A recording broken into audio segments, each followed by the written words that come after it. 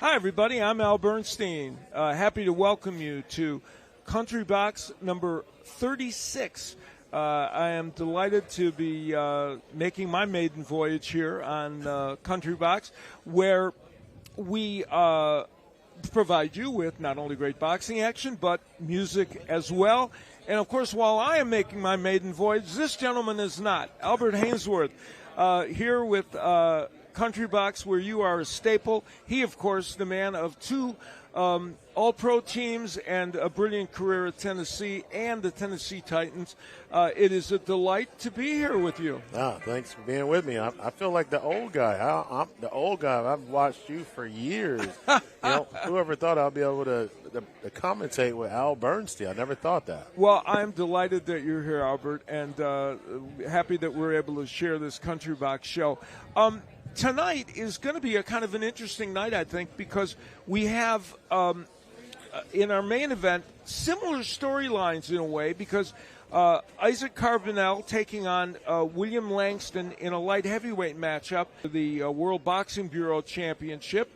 And that one, plus Craig Parker against Leonardo Minor in a cruiserweight matchup. And the thing that makes those two fights similar are, in the case of Carbonell and Parker, they're both fighting fighters who have had more experience than them and have fought against better fighters. And even though they're both undefeated, these two men come in and present challenges for them. So let's talk about Carbonell and Langston. You have seen Isaac Carbonell here on Country Box several times before. Very stylish left-hander.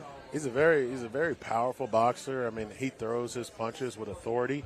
At any time, I mean, any punch, he could knock somebody out. So it's going to be good to see him against some very quality opponent like how Langston is. So we're going to see how he does. Like you said, this is probably the best opponent he's faced so far, and it's just going to let him know where he is in his career.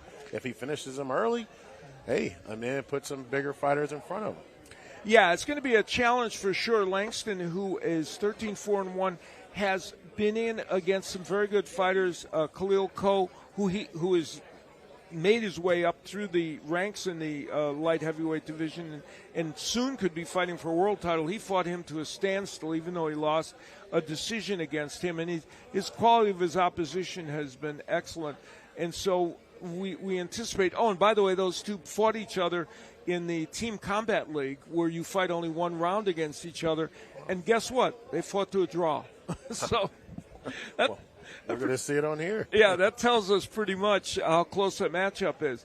And the Parker fight, which we alluded to, in Craig Parker, undefeated at 20-0, taking on Leonardo Minor. And Minor, though, only 7-7, and Parker is undefeated. Minor could be the toughest guy he has faced, and he wants to take Parker into deep waters in this fight. Well, like we was talking about earlier, Parker, he's never been out of the third round, been further than the third round. So we have a 10-round bout. So let's see if Minor can take him into the fourth, fifth, sixth, maybe even the seventh round. The favors could be in his favor, in the Minor's favor. But hopefully, Craig Parker can sit there and deal with the pressure and maybe go to deep rounds. Maybe he needs to go to deep rounds because that's going to help him out, because he's not going to be able to finish everybody in the first 3 or 4 rounds. All right, we're going to find out. Those are the two main fights that we have on tap. We got a lot of boxing action for you tonight. 8 fights. Let's get things underway. Welcome, ladies and gentlemen, to the legendary Troubadour Theater in Nashville, Tennessee, for the historic and record-breaking 36th installment of Country Box, where music meets boxing.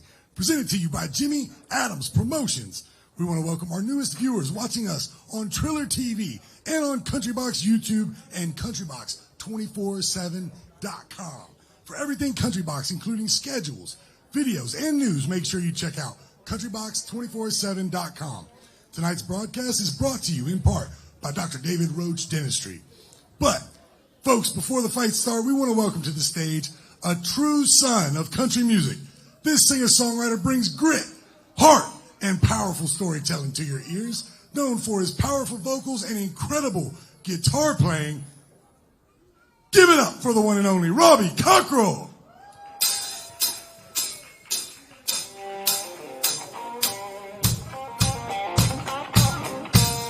How y'all doing, Country Box?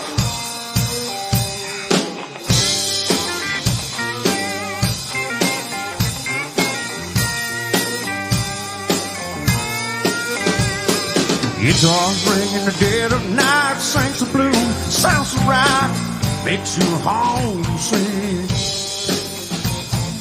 Listen close to the guitar man, native son of a foreign land, that boy's homesick. He's homesick for days back home, homesick for home, sweet home, yeah.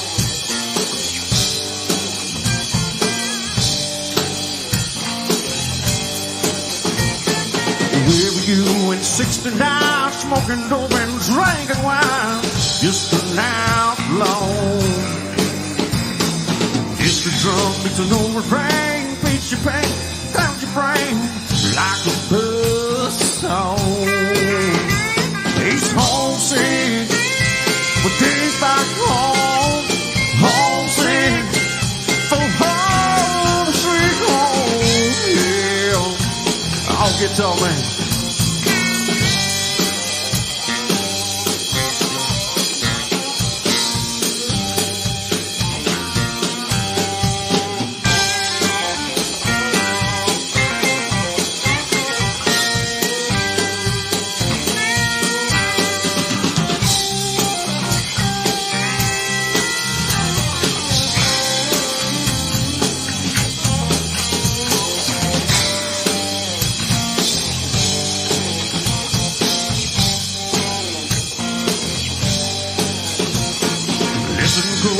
Guitar man, he's a native son of that foreign land, that boy's homesick. Look beyond, down the hall, black light photos on the wall, waiting James. He's homesick, the days back home, he's homesick for home, sweet home, yeah. Y'all take it on now, man.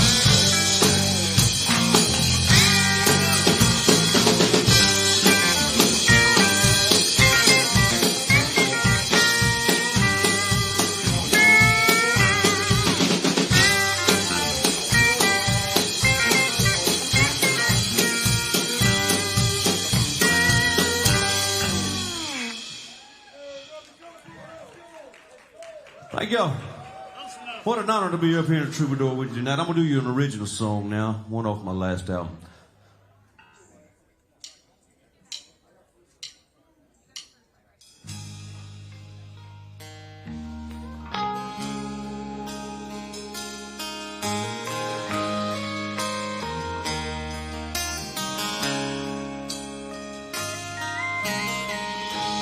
Looks like rain on the horizon.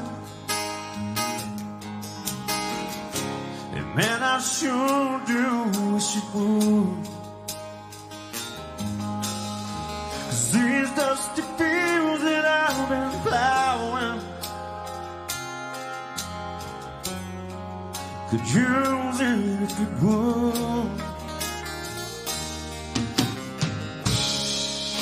And lately I've been working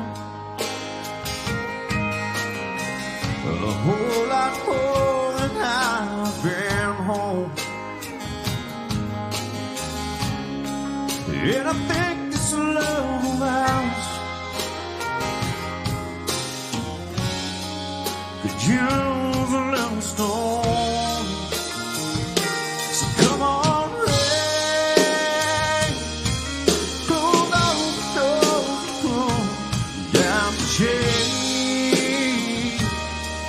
Let all I care and fears just drift away to the sound of that tin roof, and it's just me and you.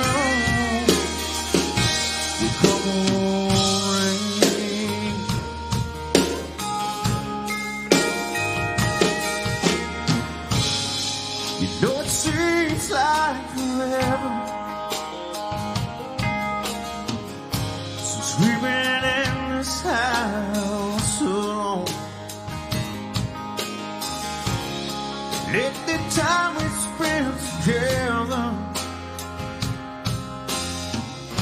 it's just like passing in the road. So girl, come and let me hold you and tell me all that's on your mind.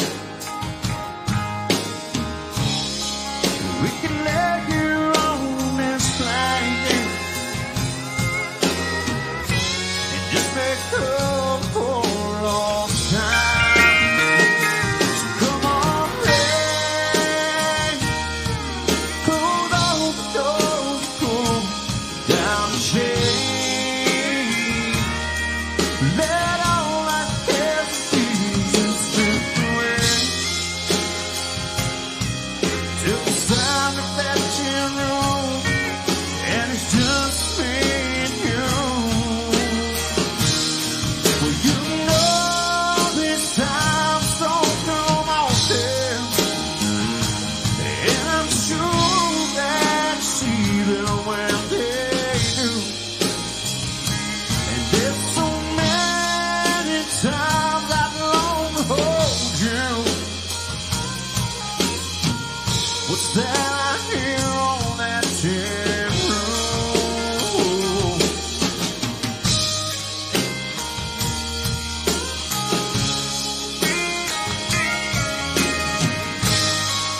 Oh, come on, rain.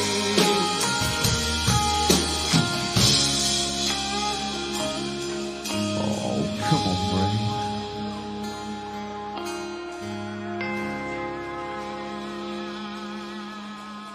Thank you. Y'all ready for some boxing?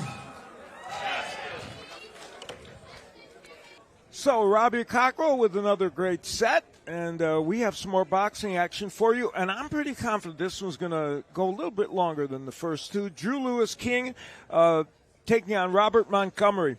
These are two fighters who arrived at the same place as amateurs, but in a very different way. Both of them ended up fighting in the Olympic trials finals.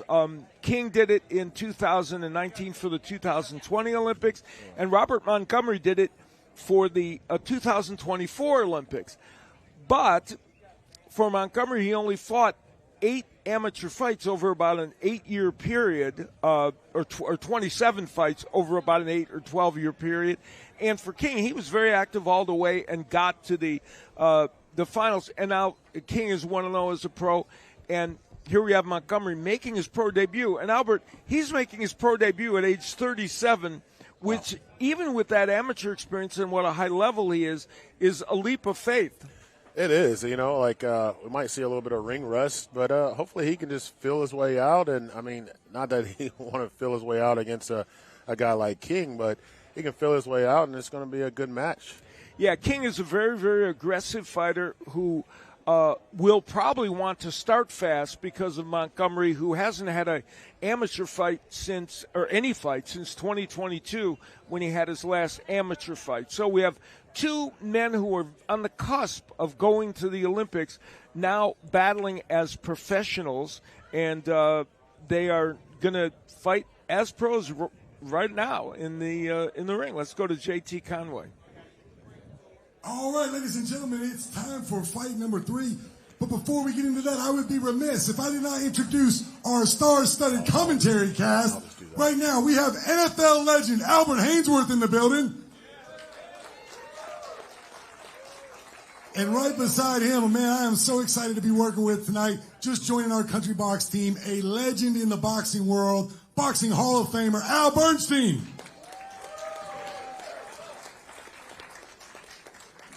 Country Box is getting bigger and bigger, isn't it, Jimmy? They thought you were dead, Jimmy. They thought Country Box was dead. Country Box isn't dead, is it? Country Box is back, baby. All right, here we go. Fight number 3. Now entering the ring in the blue corner from Houston, Texas, Robert Montgomery.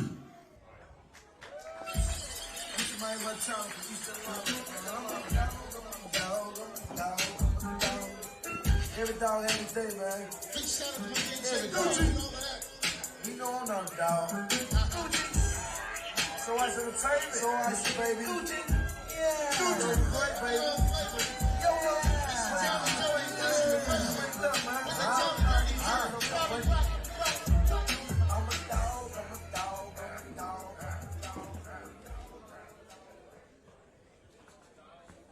And now, entering the red corner, from Miamisburg, Ohio, Drew Lewis King.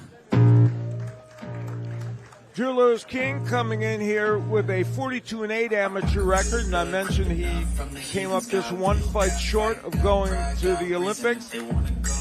And he comes in after his first pro fight, which he had just a little under a month ago. He beat Dorian Najera Flores on September 9th, won a 4-round decision.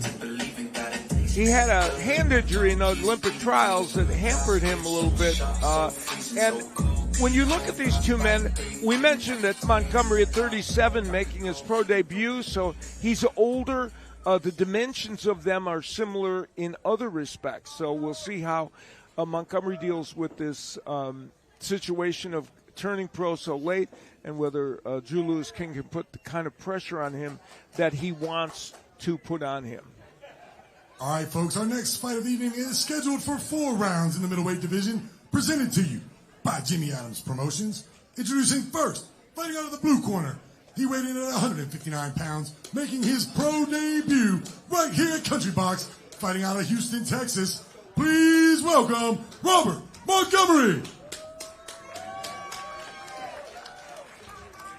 And in the red corner, weighing in at 159.2 pounds, fighting out of Miamisburg, Ohio. He has a professional record of 1 win, no losses. Please welcome Drew Lewis King. All right, belt line look good. Belt line look good. All right, you already got your instructions earlier today. You want to do a clean fight.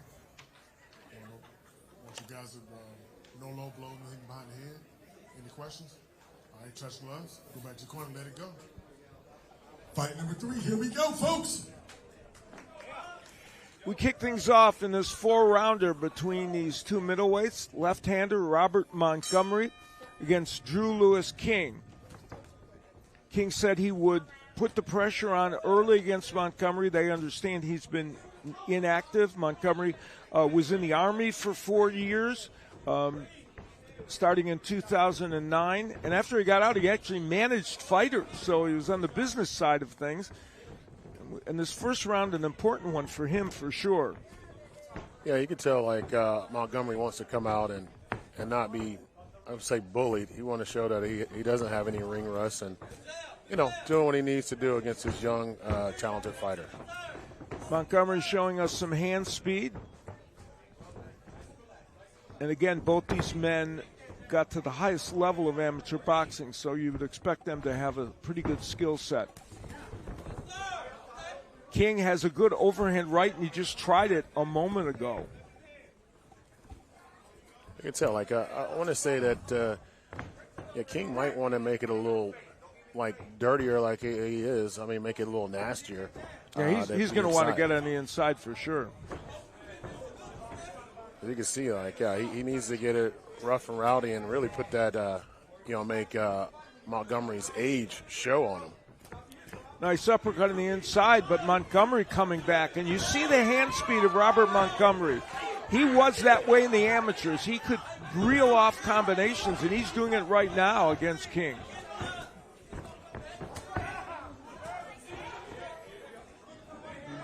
That's a little thing about this, too. Younger guys, you're going to more, not say a craftier vet, but a more, I would say, patient guy can make King, throw some blows, do some things that he don't want to do. He's already kind of turning red, so he can be getting a little frustrated. That's one thing that an older guy like Montgomery could do to a younger guy. Yeah, Montgomery's using his boxing skills in this round. It's been an excellent first round. Each man has gotten some of the things done that they want to do. And on the inside, Montgomery is not afraid to fight back against King. Under a minute left to go here in round number 1 in what has been a very good first round from two men that we thought might produce this.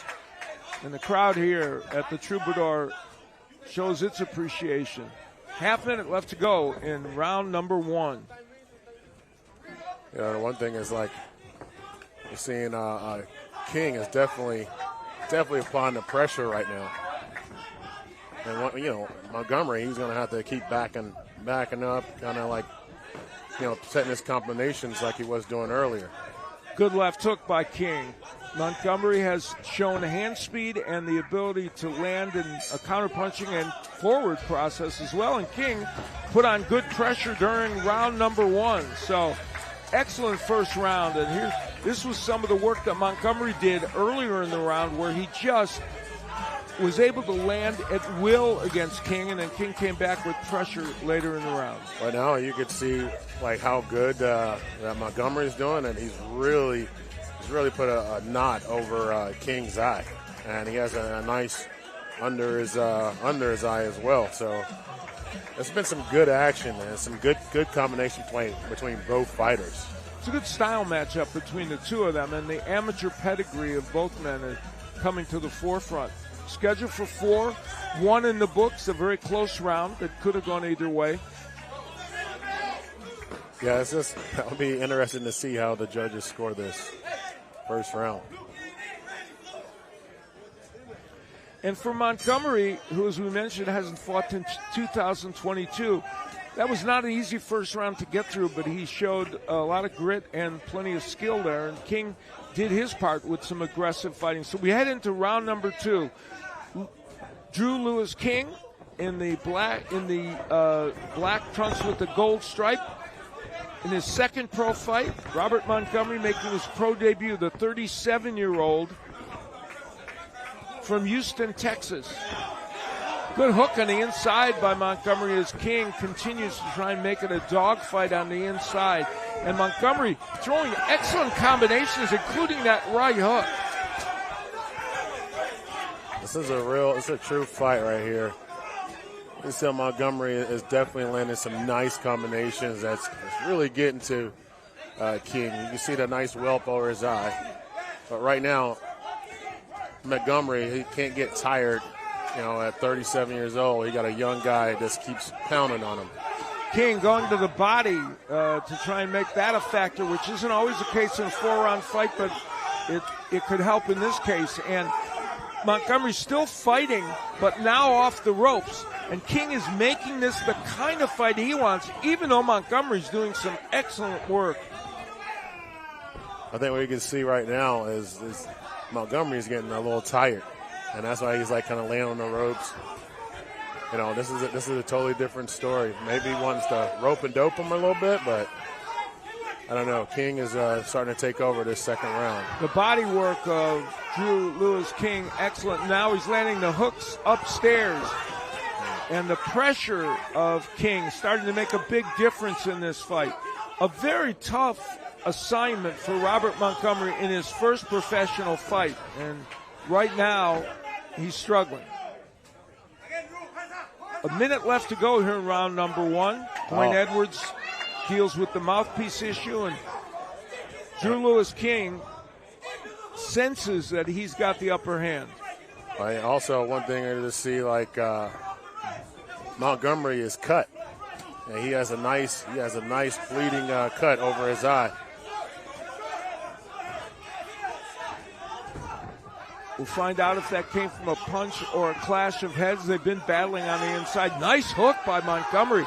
Maybe his best punch of the round, but it doesn't deter King in any way, and he continues to wail away. We mentioned earlier the right overhand right of King is great, and he has landed it in this sequence. Only seconds remaining here in round number 2. An action-packed round like the first one, but one that has been dominated for the most part by King, and on top of everything else, the cut will be an issue for Robert Montgomery. We'll see how they deal with that in his corner. And you can see one thing that I noticed, definitely King is running with his head. Yeah, there might have come from a clash of heads. They've been on the inside working. And this was some of the work in the last round. This is Montgomery languishing on the ropes and taking the right hand and other power punches from King. And, the heads were banging away together as well. We don't have a ruling as to whether that was caused by a clash of heads. Apparently not, or at least they didn't rule it that way. We'll see. Scheduled for 4, and we're headed into round number 3 momentarily.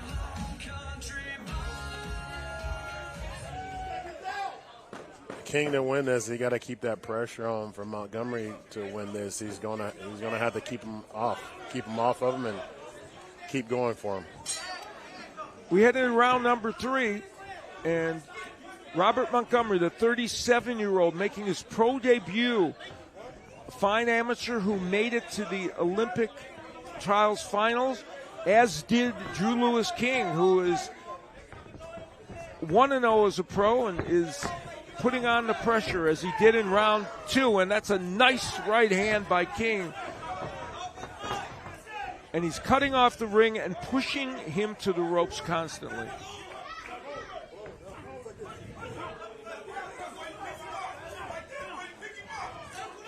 Let's see, there's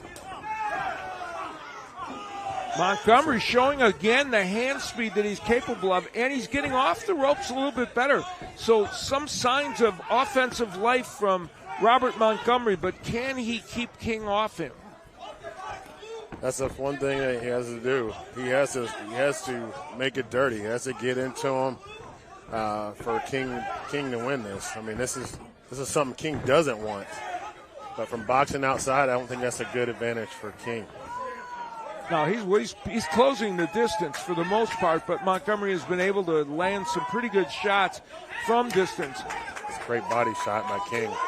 We're about halfway through this 3rd round. Montgomery's done better offensive work in the beginning of this round, but so has King in spots. The cut has not become a major factor yet. So good work by King's corner and getting that swelling out of his right eye. Yeah, and the cut for Montgomery was handled well also.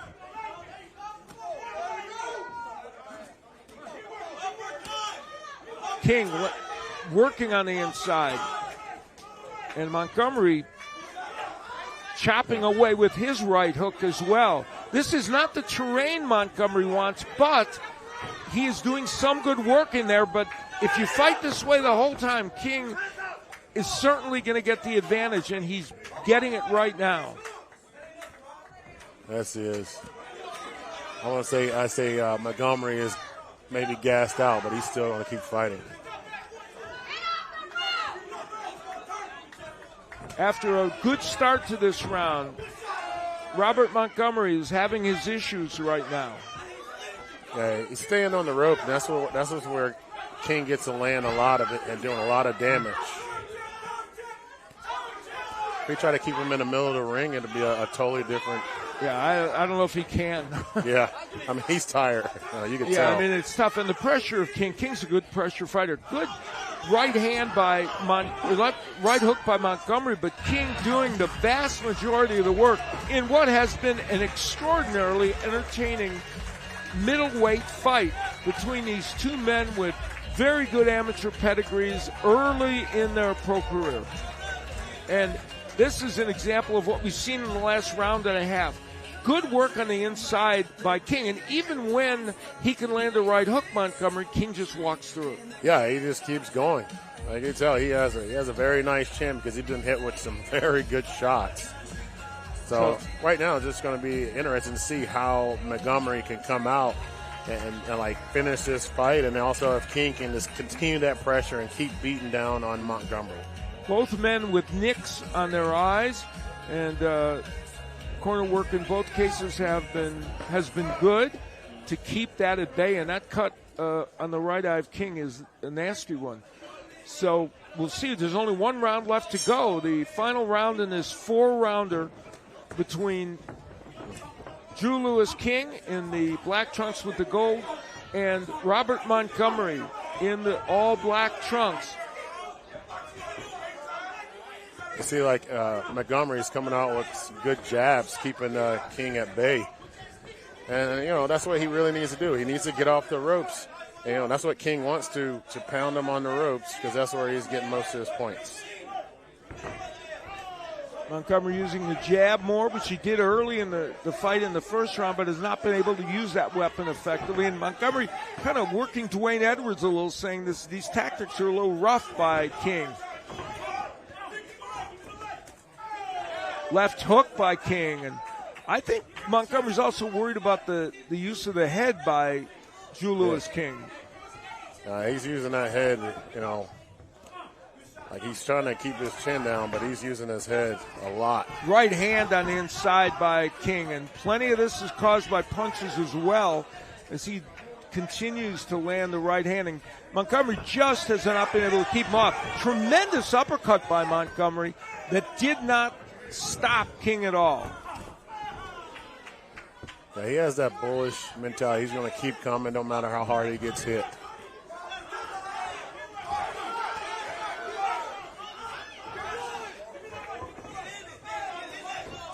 So Montgomery needs to get off the ropes. Halfway through the final round of this middleweight encounter, and Drew Lewis King continues forward, marching through counter punches by Montgomery. This has just been a very well fought and exciting middleweight matchup. A lot of times I'd say see guys that start on their debut,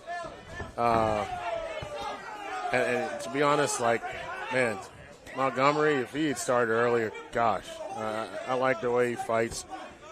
37, he still can do something, but man, I ain't gonna say he wasted a career, but he wasted some time. Yeah, he couldn't.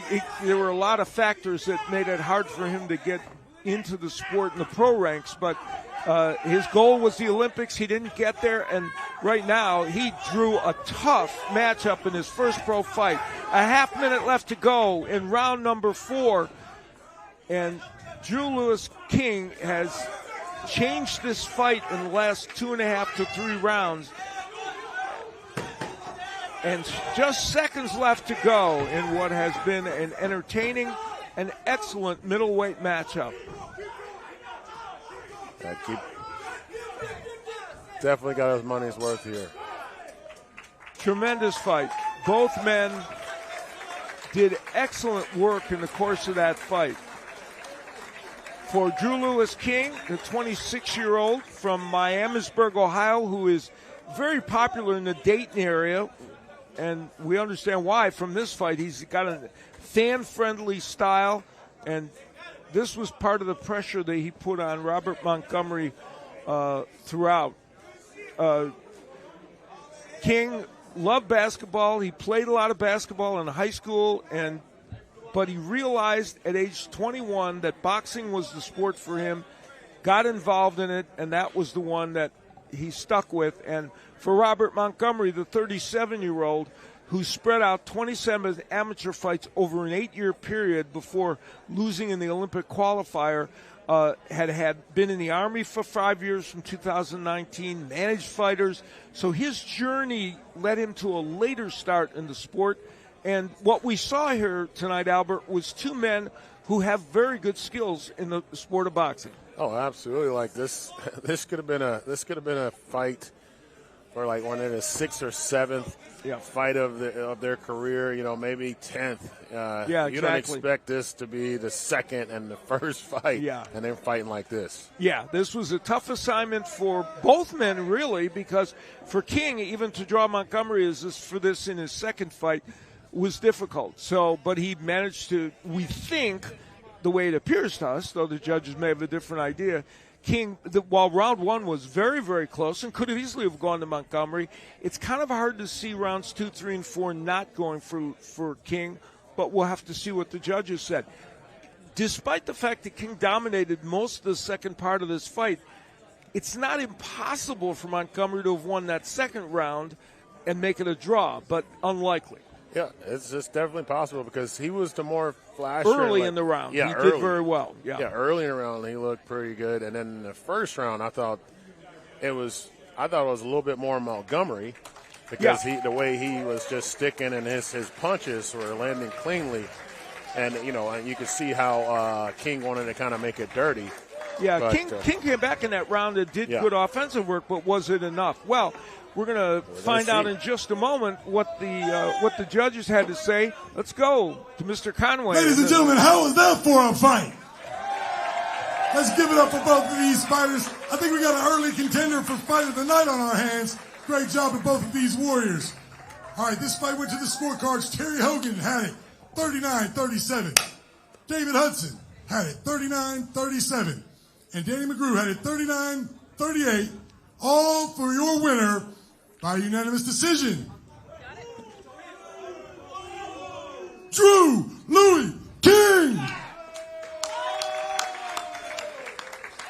Well, that score kind of tracked with how we saw this fight.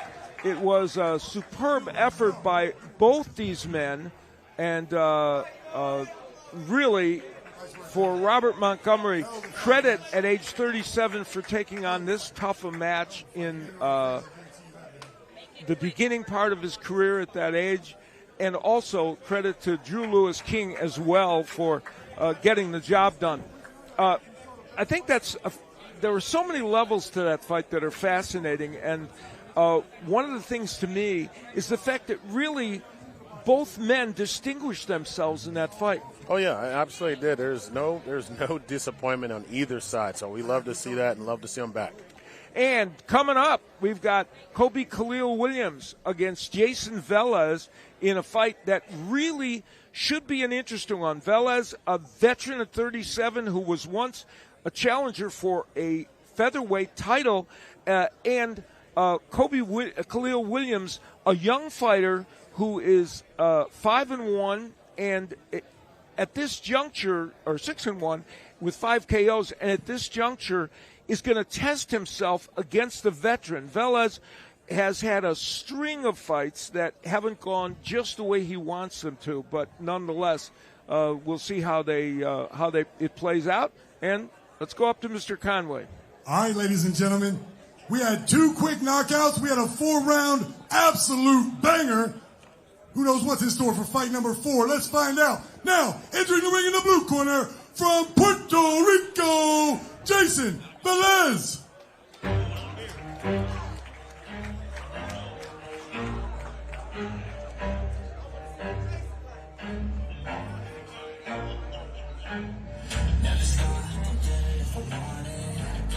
Jason Velez, the 37-year-old from Puerto Rico, who, as I mentioned, fought for the featherweight title back in 2014, has fought the best fighters available to him, but has been on a long losing streak, which we'll talk about after, as he gets in against Kobe Williams. And now entering the ring in the red corner from the BK, Brooklyn, New York, Kobe Khalil Williams.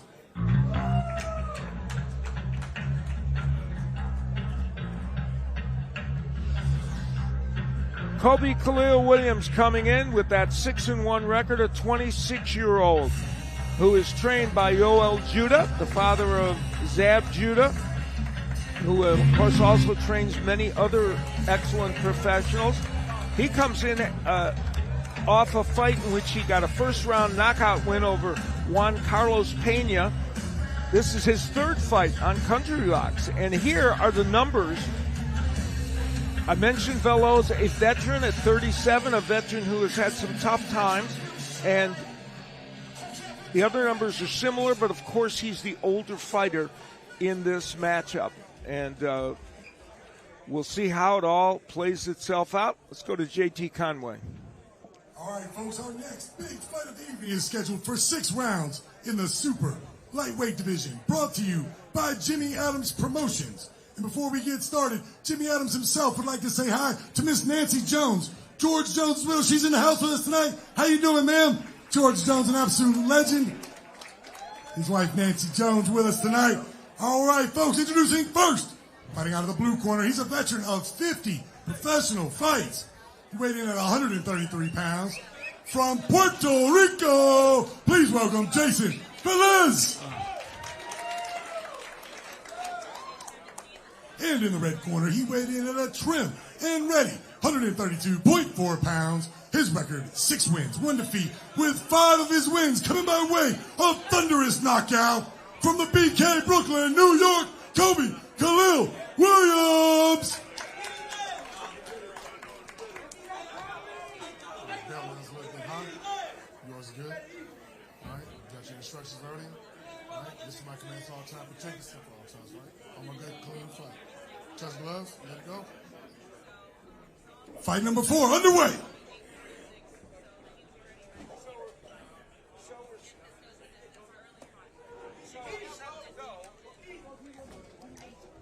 So we're set to go for this 6-round encounter.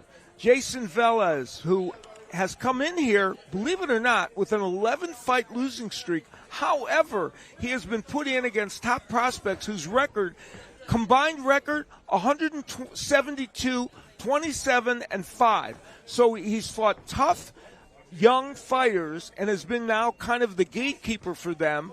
And he went the distance 8 times in that streak, even in losing. And now he is testing young Kobe Khalil Williams.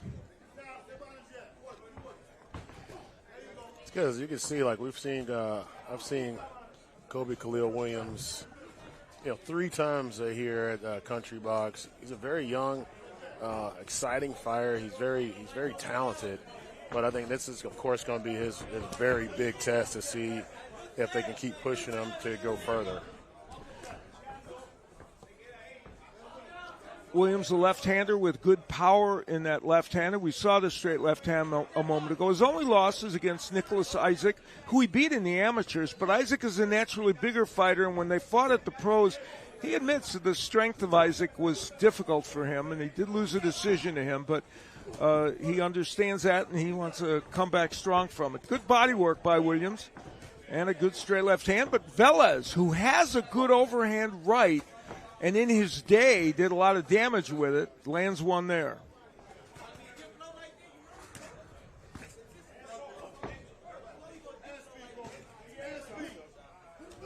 I love how Williams is just kind of standing his ground. He's really hitting Velez with some power, some good shots, just to know that he's here.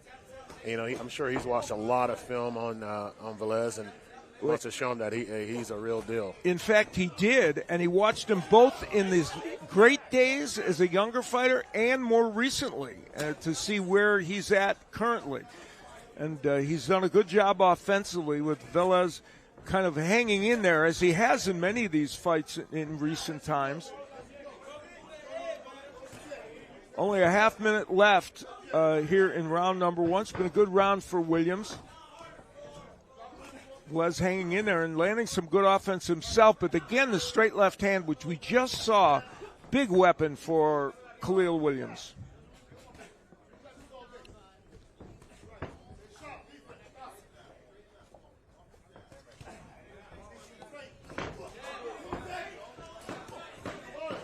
Moments left to go here in round number 1. And it has been a good one for Williams, in which he's gotten off to a very, very good start.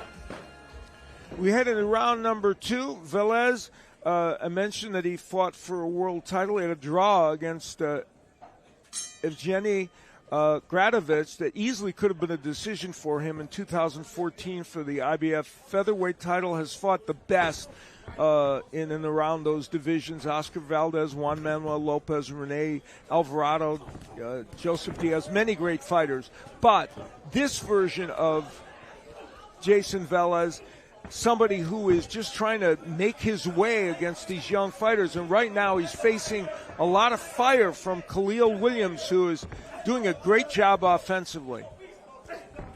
Yeah, I think that really shocked Velez, that little combination, those hits that Williams just put on him on the ropes.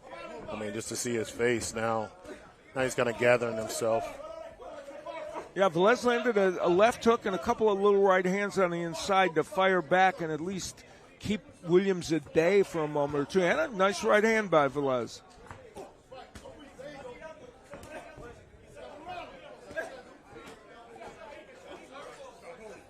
I'm thinking this is what probably Velez wants to do, is not do the box from the inside possibly.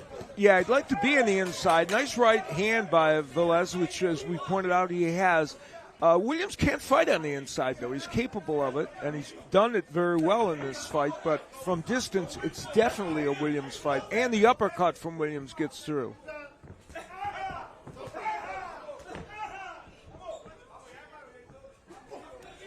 Now there's an uppercut from way back by Williams. A no-no, but he didn't pay for it.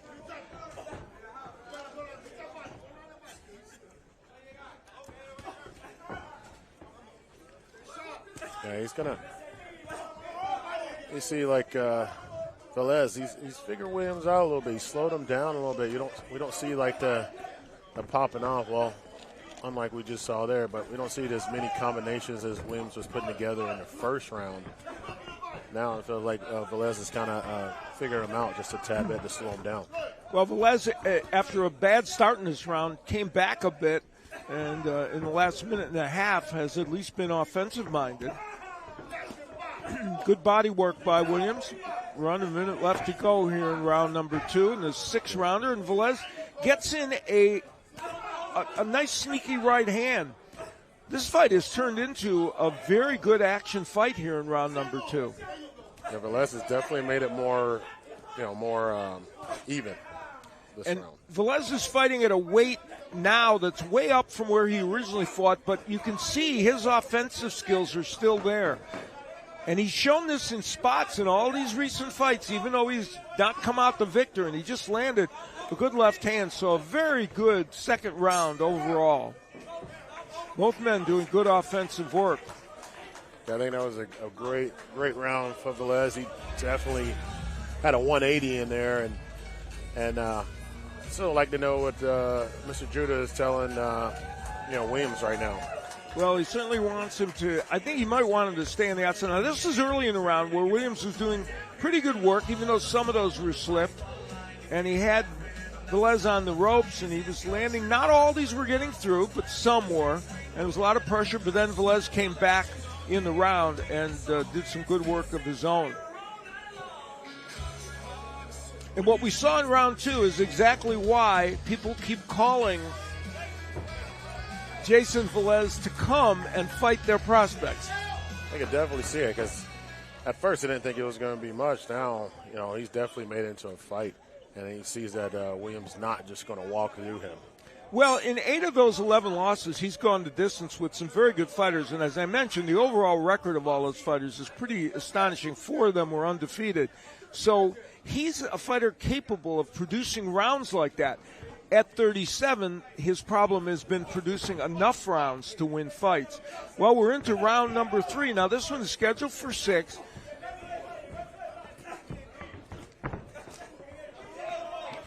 Williams, a good combination puncher, and there we see evidence of it. The Velez right hand got there a moment ago, and it started to really make a difference in this fight. There it is again. But the volume work certainly is being done by Williams. Yeah, I'd like to see Williams go a little bit more to the body. Yeah, he did earlier, and then he kind of got away from it. That might be like, with the older guy. I mean, even though he's a seasoned champion, or seasoned contender, Yeah. we still want to kind of start chopping at his body a little bit more instead of just the pretty headshots. Yeah, and even in a 6-rounder, it can make a difference. And there's Velez going downstairs, and the overhand right again by Velez. Williams is fighting in the pocket with Velez, which is allowing him to land punches, but also giving Velez a chance. And the uppercut by Velez gets in. So Jason Velez is turning back the clock a little. Oh, my, big right hook hurt Velez and sent him reeling into the ropes. We'll see if he was hurt. Yeah, I would say he's definitely hurt the way he looked. Good left by Williams. So here, midway in round number 3, Williams' power, and he's got 5 knockouts in 6 fights, comes to bear. I think he let him off the ropes because, Velez was definitely hurt. He was a little wobbly. Williams getting on the inside here and attacking. Velez may have weathered the moment. Yeah, 100% he let him off the ropes.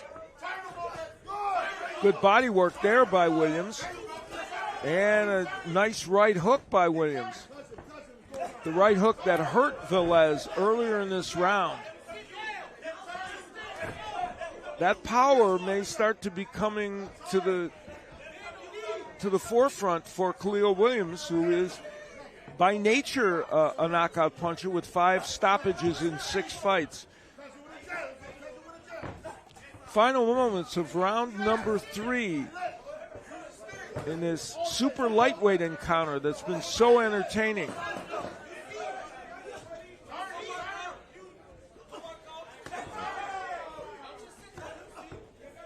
Nice. That'll do it for round number 3. And I'll tell you what, it was a good one. Simply, yeah. There's the right hook from Williams. You could tell, he was still a little bit, wobbly, kind of moving. You could tell that Velez was just a tad bit wobbly still. I think Williams definitely let him off the hook a little bit. Well, and a veteran has ways of surviving when they get in trouble like that. So Zeb Yoel Judah is certainly giving his young fighters some instructions. Now we're heading into round number 4. And we'll see if that power that was shown from Williams will erupt again here in this round. That's Khalil Williams in the white trunks, 26-year-old from Brooklyn, New York. Works as a bartender in some swanky Manhattan spots, making the commute from Brooklyn. And he enjoys it. He loves the social atmosphere of it. And he makes a good living, but boxing is what he wants to do and become a world champion. And the man he's facing was close to becoming one, Jason Velez, and now at 37, he's still in there battling. It's giving him a great test right now, Velez is. And he's not going away. I mean, it could be a 3-0 or a little bit more even. There's certainly a couple of rounds in there that you would have to give to Khalil Williams. One was close, and Williams off to a big start here in the 4th round, using his hand speed, which is considerable, and the combination punching. You could tell that Mr. Judah definitely told Williams to start going to the body a little bit more because he came out, as you see, with the little hooks to the body instead of just head hunting. And he's using the uppercut very effectively as Velez leans in. Velez trying to get on the inside, and he wants that uppercut to make it not safe for him in there. Again, the right hook getting there for Williams, and Velez going downstairs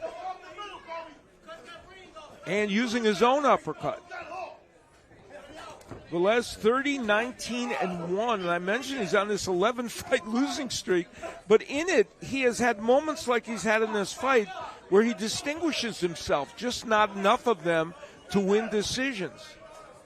Yeah, I mean, you can just tell he's just a tough guy, and if he could really just, get over that hump, you could see that he could control a fight if he could get over that little hump and control a fight because he has some power in that right hand. is pretty deadly because it's gotten Williams attention a few times. Yeah, great sequence here of action by both fighters. As Velez finds himself again in with a very, very good pro prospect. Could think that maybe Williams might have hurt his left hand a little bit. Let's see, because he kind of stepped back and started shaking it a little bit. So we'll see if he throws it. There's the right hook. He's throwing it a little bit, but not with power. Yeah, there it is again. Now, Williams has a really good right hook, which not all southpaws do, but he is using it a lot more. We'll see if where's the left, and he is shaking it. You're right. So we'll see if there is some issue with that. We're headed toward the final moments of round number 4. And there may be a subplot here with Khalil Williams, as he's had a very effective round 4, but Velez has still done some good work. Excellent matchup. Yeah, you see he's shaking it when he's getting back to the ring. So just wondering how he can handle that.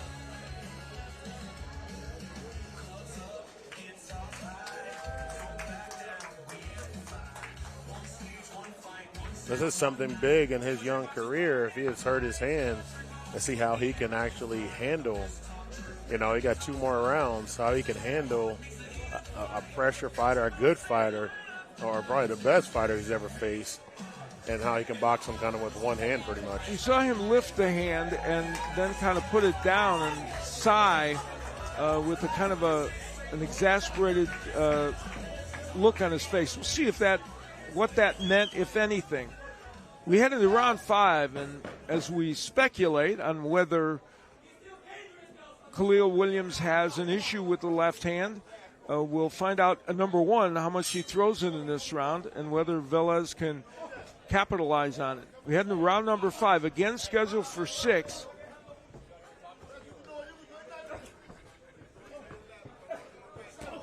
And can Khalil Williams throw that left enough to convince Velez at least that it's viable? And there he does throw it to the body.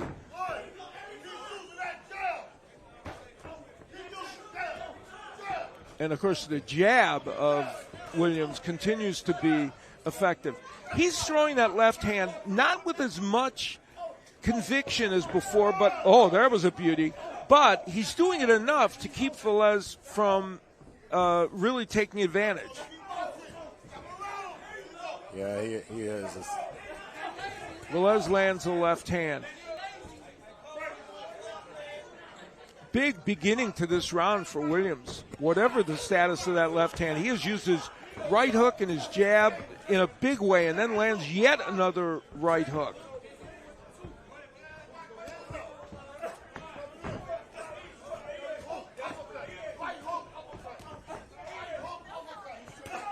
Want to try to stay outside. I would think that Williams need to stay outside a little bit more, and it's kind of like. Well, he's trying to use the jab from distance, and there he throws the right hook. And we heard Judah yell, "Use the right hand, the right hook," and so that's a tip-off that they want that punch, whether it has something to do with the potential injury or not. Velez landing a nice overhand right, but the hand speed of Williams in this round has been impressive. Yeah, it definitely hasn't changed.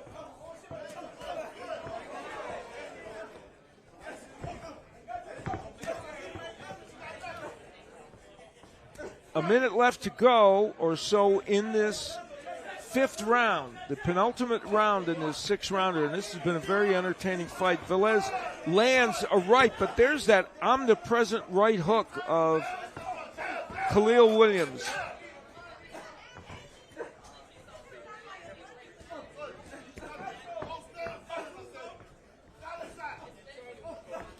And part of the thing with Velez is he's up high enough in weight where his power punches are not having impact against some of these fighters he's fighting, because it is higher up in weight than he would carry his power early in his career.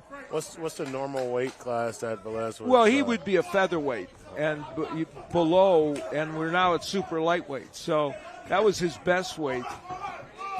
Nice right hook again by Kobe Khalil Williams. And if, in fact, his left hand is hurt in some way, this is a pretty remarkable round for Williams to be able to use that right hand the left just enough against this veteran to come back like this. Yeah, and he's like, he's still, like you said, I'm seeing it. He's not throwing it with power, but he's throwing it just enough to, hey, back up. It's still a little bit dangerous, which is it's good to see. And a young fighter, for him to be coming through this, against probably the best fighter that he's fought. Certainly the most experienced, for sure. Yeah. Yeah.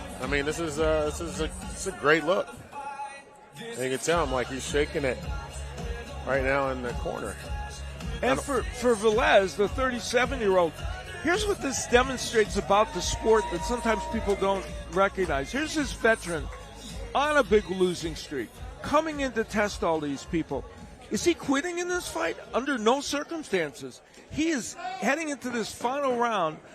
Jason Velez is still fighting, still pushing back, and still trying to get the job done. So it shows what boxers are made of in general. So we're in the final round. 37-year-old Jason Velez in the red, and in the white and gray, it's Kobe Khalil Williams. Williams has mostly controlled the action in this fight, but not always, and we think that left hand of his may be somewhat damaged. So that's a subplot here in this final round for this 26-year-old. Maybe after this fight to get JT to interview him just to get an idea if his hand is hurt or not. Yeah, good idea. Ooh. And now he's using the hook. Khalil Williams is almost exclusively. Well, this is a six-rounder, but Velez has been way past this along many, many times. He's been both 10 rounds on, I think, 10 occasions, and on 3 occasions it's been 12 rounds. And Williams has been this 6-round distance before, so he's used to it, but this is 6 rounds, does not present a challenge for Velez. You can tell, I guess. And Velez trying to pick up his offensive pace. Nice right hand. I think he senses now that left hand is damaged because Williams has not used it hardly at all in this round. They still have more than half the round to go. Yeah, exactly a half a round left. And Jason Velez trying to pull something out of his hat. And there's a cut on the right eye of Velez. Whether that came from a punch or a clash of heads, we don't know. But at this juncture, this late in the fight, may not be a huge factor. No, that's on the outside of his face, outside of his eye, so I don't think it'll be really into his eye. Plus, it being at this close, and of course, like we said, Williams probably hurt, so he can't really capitalize on that eye. Well, if he lands the right hook, it might get to it, depending. But there he is trying with the right hook, but the straight left would be better for it, and he can't throw that punch. So only 43 seconds left in this match, and Kobe Khalil Williams has thrown that left hand almost not at all in this final round. So I think we might be right in speculating that it is damaged, but he is still fighting a very clever and tough fight. Velez may very well have won this last round. I think he definitely has. Because he's really fighting with one hand right now. Yeah, whether it's been close, and he's landed a lot of good right hooks, Williams, and whether that would be enough to even get him close, Velez, to winning a decision is unlikely. No, I don't think I think he might win this round, Velez. So many subplots in this fight. The veteran, Jason Velez, does it again, going the distance against a good young prospect. But will it end like so many other fights recently for him has, with a decision loss? Kobe Khalil Williams leaning against the ropes. They're trying to take that left glove off gingerly, which tells you, and you can see him, he's in some pain over there. And there's when he was using that left hand effectively. Maybe one of these was where it got damaged, but this is the fight in microcosm. Early on, Williams landing big punches. And Velez still fighting his way back, but that was the right hook that earlier in the fight looked like it hurt Velez. And Williams continued to dig away both to the body and the head. This was back in that fight when he was still using his left hand. Then as he threw all these combinations, something damaged his left hand, and by the end, he was not able to use it effectively. But So what I just heard is that he hurt his knuckle, his left knuckle, and it happened in the second round. Wow. So for him to push through that and throwing with that power that he did, I thought it happened in more of the fourth round. that would be what I would suspect too. But maybe it got hurt in the second, but got more exacerbated as time went on. So a very, very interesting and entertaining matchup in which that man, Jason Velez, as a veteran, gave it his all in this fight. And Kobe Khalil Williams not only fought with skill, but a lot of grit, getting through what appears to be a hand injury to his left hand. JT Conway has the scorecards. Let's go up to him. All right, folks, after 6 rounds of action, we go to the judges' scorecards. Judge Terry Hogan scored this fight 60-54. Danny McGrew scored this fight 60-54, and David Hudson scored it 59-55. All for your winner by unanimous decision. In the red corner, Kobe Khalil Williams. Kobe Khalil Williams gets his 7th win as a professional, and I think I agree with the 59-55 score, but it's academic because clearly he won that fight. A tremendous effort by Williams, not only beating a veteran who came to fight, but doing it with potentially a damaged hand, and obviously in some way it was damaged. What the exact nature of the injury is, we may find out before we go off the air, but it was enough, certainly. Hopefully it's nothing that derails him as he's moving forward, but certainly it was enough to make this a difficult fight for him. Yeah, difficult fight, and for him to have a damaged hand in the left hand, his left hand in the second round, and for him to still fight and push the way he did, I'm very impressed with him because at his young age, and he has a bright future if he can continue to keep moving, and hopefully take a little bit of time off and get his hand right. Let's go back to JT Conway. All right, folks, we got 4 down, 4 to go. But before we get to the last half, let's get it to my man, Robbie Cockrell. Yeah, baby. Go ahead, Wish.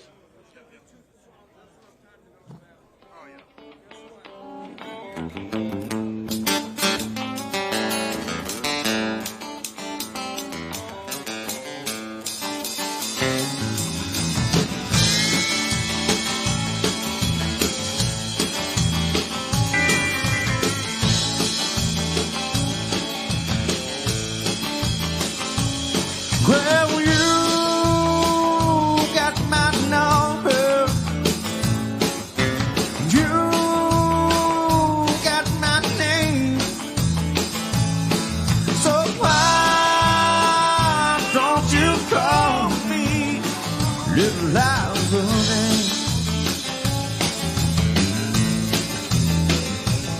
Well, you got that body, and you got that brain. So why don't you call me Little Loudon?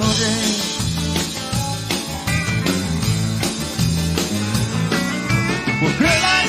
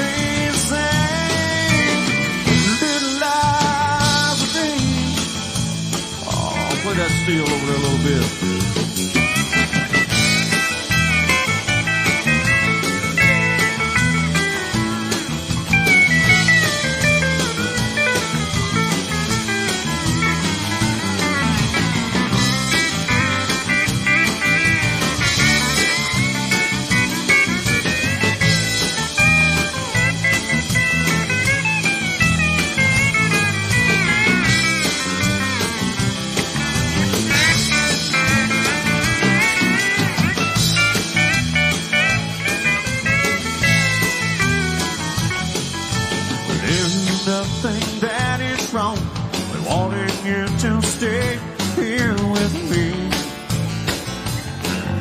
I know you got somewhere to go, but won't you make yourself at home and stay with me?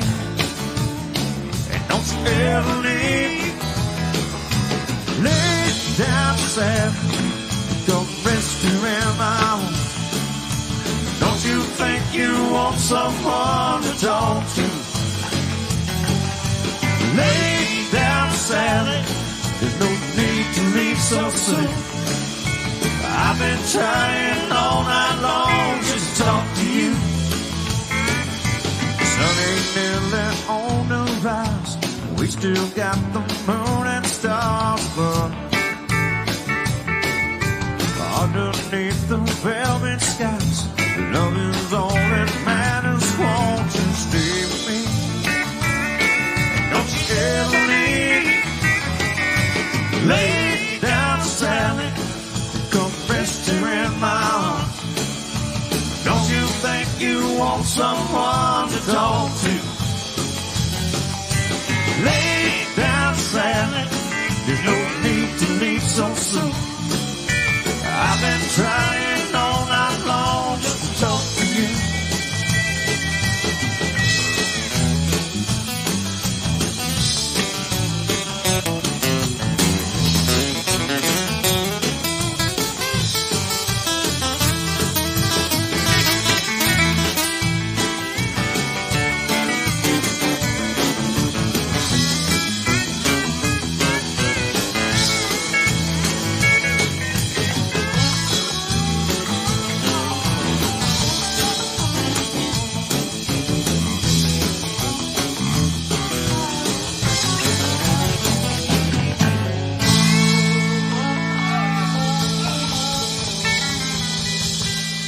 Thank you.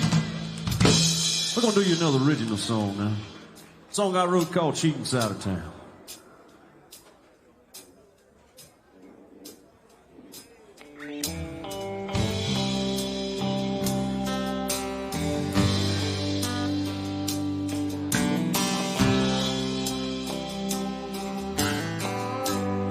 He's never been here before.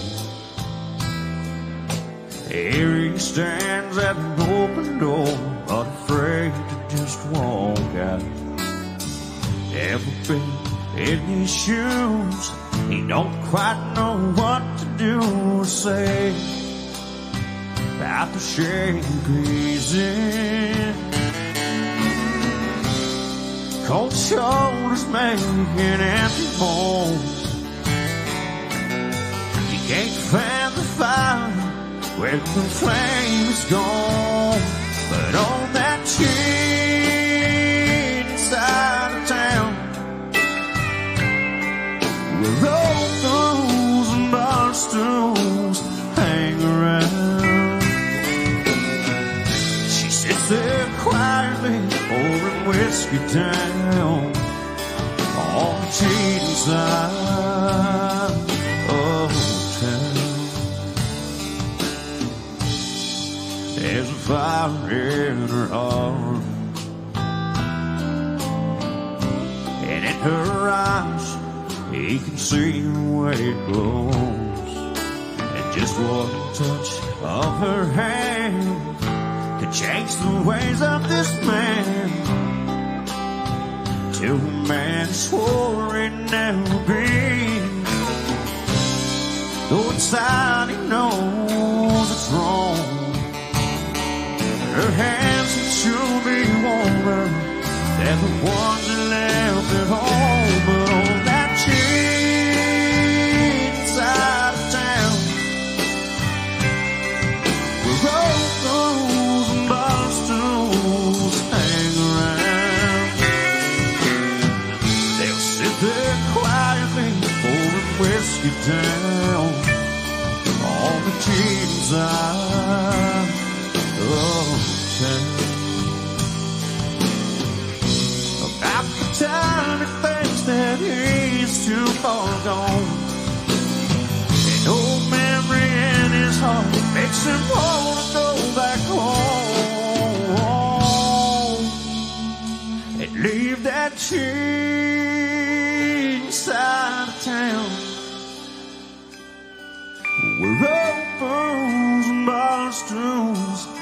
hang around.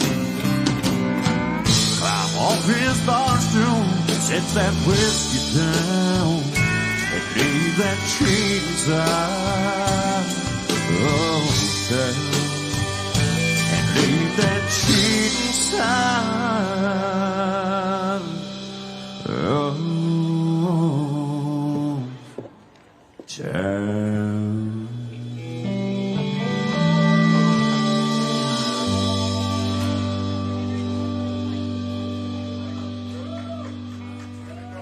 Thank y'all. Now, coming up, yet another pro debut with Gregory Lee from Orangeburg, South Carolina, a 30-year-old coming into the pro ranks with more experience, we'll explain. Jordi Suarez Gonzalez, who is 2-0, a fighter from who came into this fight living here in Nashville, and we're set to go. Let's go to JT Conway. All right, folks, we are rolling right along. We're at fight number 6. Now, entering the ring in the blue corner from Orangeburg, South Carolina, Gregory Bronx Kid Lee.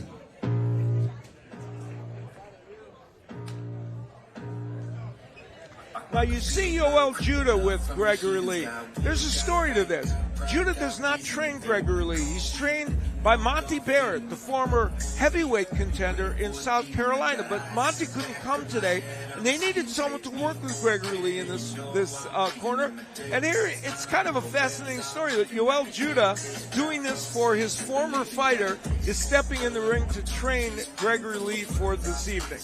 That's a great thing to see, to be honest. I mean, see how far, how Judah's been in the game and how he still has so much pull here. Yeah, if you had anyone in your corner for one night, it would be him. Let's go to JT. And now, entering the ring in the red corner, from right here in Nashville, Tennessee, Jordi Suarez Gonzalez. Well, you hear some of the cheers for Jordi Suarez Gonzalez, who is in his third straight country box fight. This Nashville resident KO'd, got a KO victory in the first round in his last fight. You see the age difference. The 30-year-old Gregory Lee making his pro debut, and it's 19-year-old Jordi Suarez Gonzalez taking him on. And he's got a big height advantage, Jordi Suarez Gonzalez. Let's go to JT. Ladies and gentlemen, our next fight of the evening is scheduled for 4 rounds in the super featherweight division, presented to you by Jimmy Adams Promotions. Introducing first, fighting out of the blue corner, he weighed in at 133 pounds, making his pro debut right here at Country Box, fighting out of Orangeburg, South Carolina. Please welcome Gregory Bronx Kid Lee.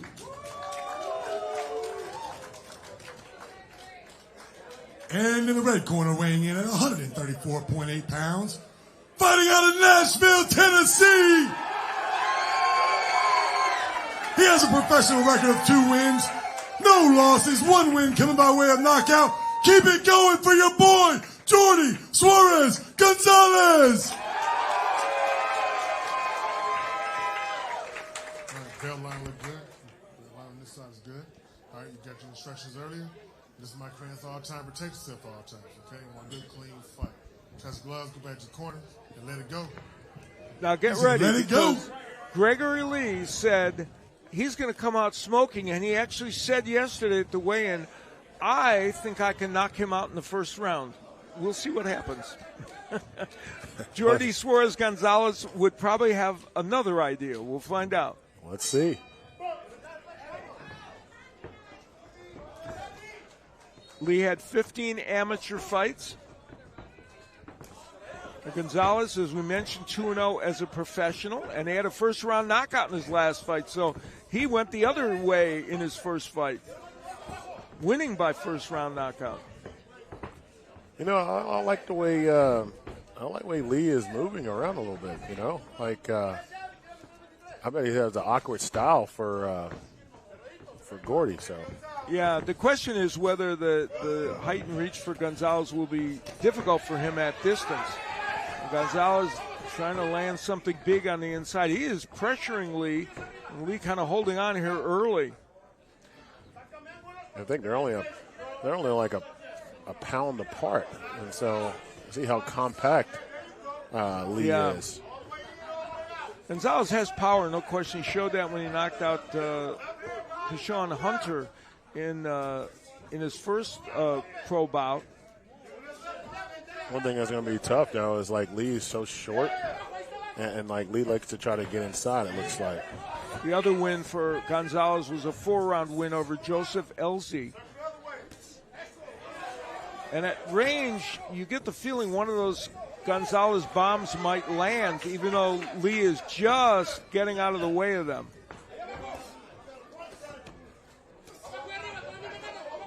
This is going to be a good little test for him.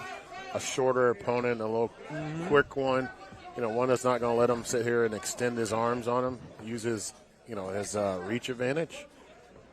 Well, hopefully, right now. Yeah, well, Lee is at range for that, but he's just done a pretty good job of slipping some of those punches, and some are very wide, as Gonzalez just threw. Minute left to go here in round number 1 of the scheduled 4-rounder, and it is fascinating how many punches Gonzalez has missed in this first round, even though he's landed more, certainly, than Lee. Yeah, Lee maybe will make him tired by. That was a great. Yeah, when you miss punches, it does take a toll on you. But Lee has not done much offensively. He said he was going to come out smoking offensively. Has not. He's been on the perimeter trying to kind of slip punches. Left hook by Gonzalez, and now Gonzalez is starting to find the range for some of these shots.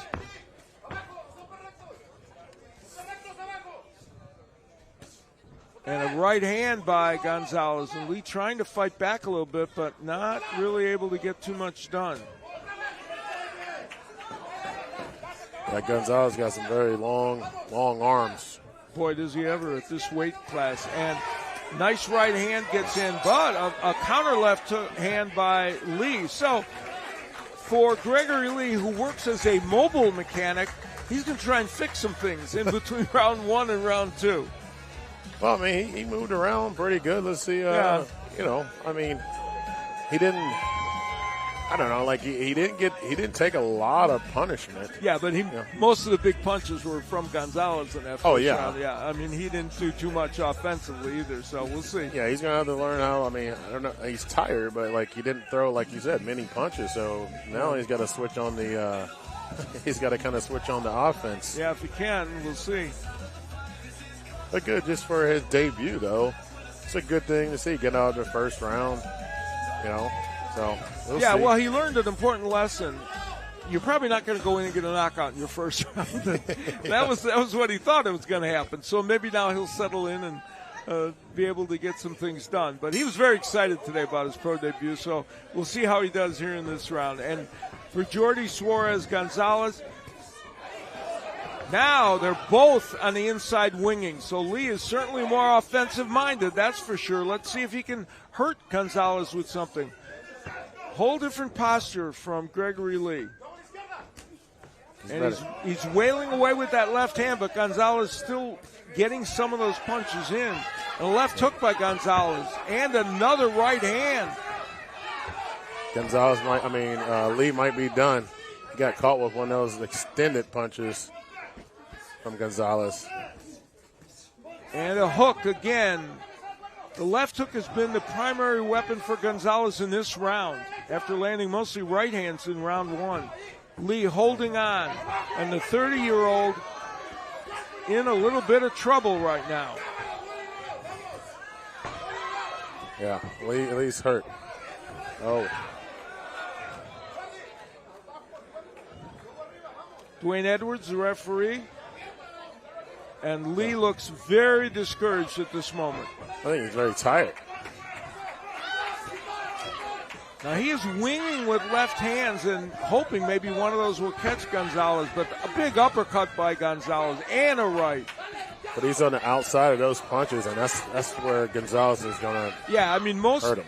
Most of this fight he's been in that range, and Gonzalez is, when he's landed, they've been impressive. halfway through this second round, and it has been a nightmare round for Gregory Lee.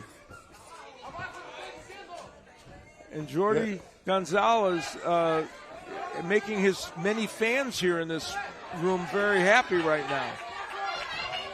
Yeah, I'll tell you, Lee is a little slippery, though. Well, he slipped some punches for sure during the course of this fight, but he has taken a lot of big shots and has not been able to land something significant. There's a big right hand by Gonzalez. Again, Lee backed up against the ropes. Under a minute left to go. Yeah, he's done. And down goes Lee, and Dwayne Edwards is calling the fight, interestingly. Lee with a quizzical look on his face, but he was certainly in trouble. And Edwards feeling that he had seen enough. And so Gregory Lee at age 30 doesn't quite have the ending he wanted in his first pro fight. And we look back and see Gonzalez using that uppercut on the inside and the right hand. Lee, that was early in the round when Lee was really still kind of be offensive, but then this is the ending sequence that was just too much for him. And, and it was like, I wouldn't say Lee was necessarily hurt. I think he was more tired. And then I don't think he could really defend himself much more. So that's probably why our ref called it a little early. I know it's not supposed to be, but right here, we normally have these young guys or, young guys starting in profession and like even little older guys starting their profession. So you don't want them to get hurt here. So I'd say it was a good call because I don't think he could have did anything different other than get a second win to be able to fight against Gonzalez. Well, I think some of the discouragement that Dwayne Edwards saw in Lee may have affected that as well. And in any case, Gonzalez gets his third win as a professional. And so the vocal fans that have been out here for him will be happy to cheer this knockout win by him, or TKO win by Jordi Suarez Gonzalez, as he shows once again that he's got the power, as he scored a knockout in one of his two victories and gets yet another one here tonight. And so this Nashville resident is happy tonight. All right, ladies and gentlemen, at 2 minutes, 23 seconds of the second round, by referee stoppage, in the red corner, Jordi Suarez Gonzalez.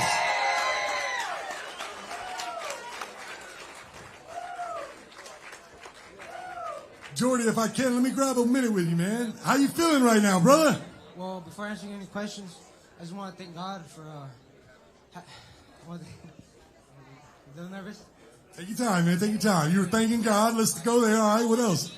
I want to thank God. I want to thank my sponsors, Benchmark Realty, Deadshot Boxing, Unlimited Construction, and RNC Painting for helping me out. And I also want to thank my family, my friends, for giving me all the support. Hey, and speaking of, you got a lot of fans in the house tonight. Man, you brought everybody, brother.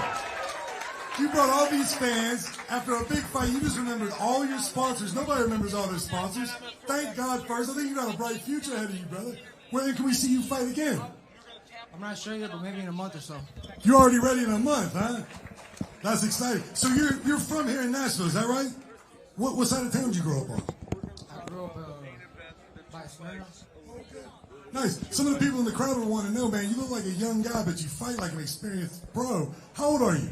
I'm 19. 19 years old, folks. This guy has a future ahead of him, man, for sure. We'd love to see you on another country box promotion. You think you could do that for us? Maybe come back next month, beat somebody else up? Yeah, absolutely. Just don't beat me up, okay? Please. I appreciate it.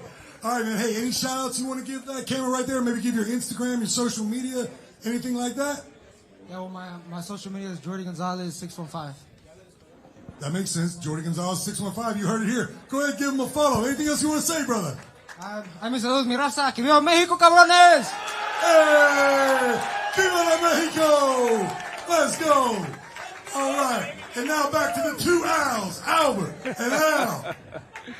Thank you, JT. We don't want anybody beating up the ring announcer here at not Country at all. Box. I think that's a no-no. I mean, look at JT. I think he can handle himself. You know what? I think you're right.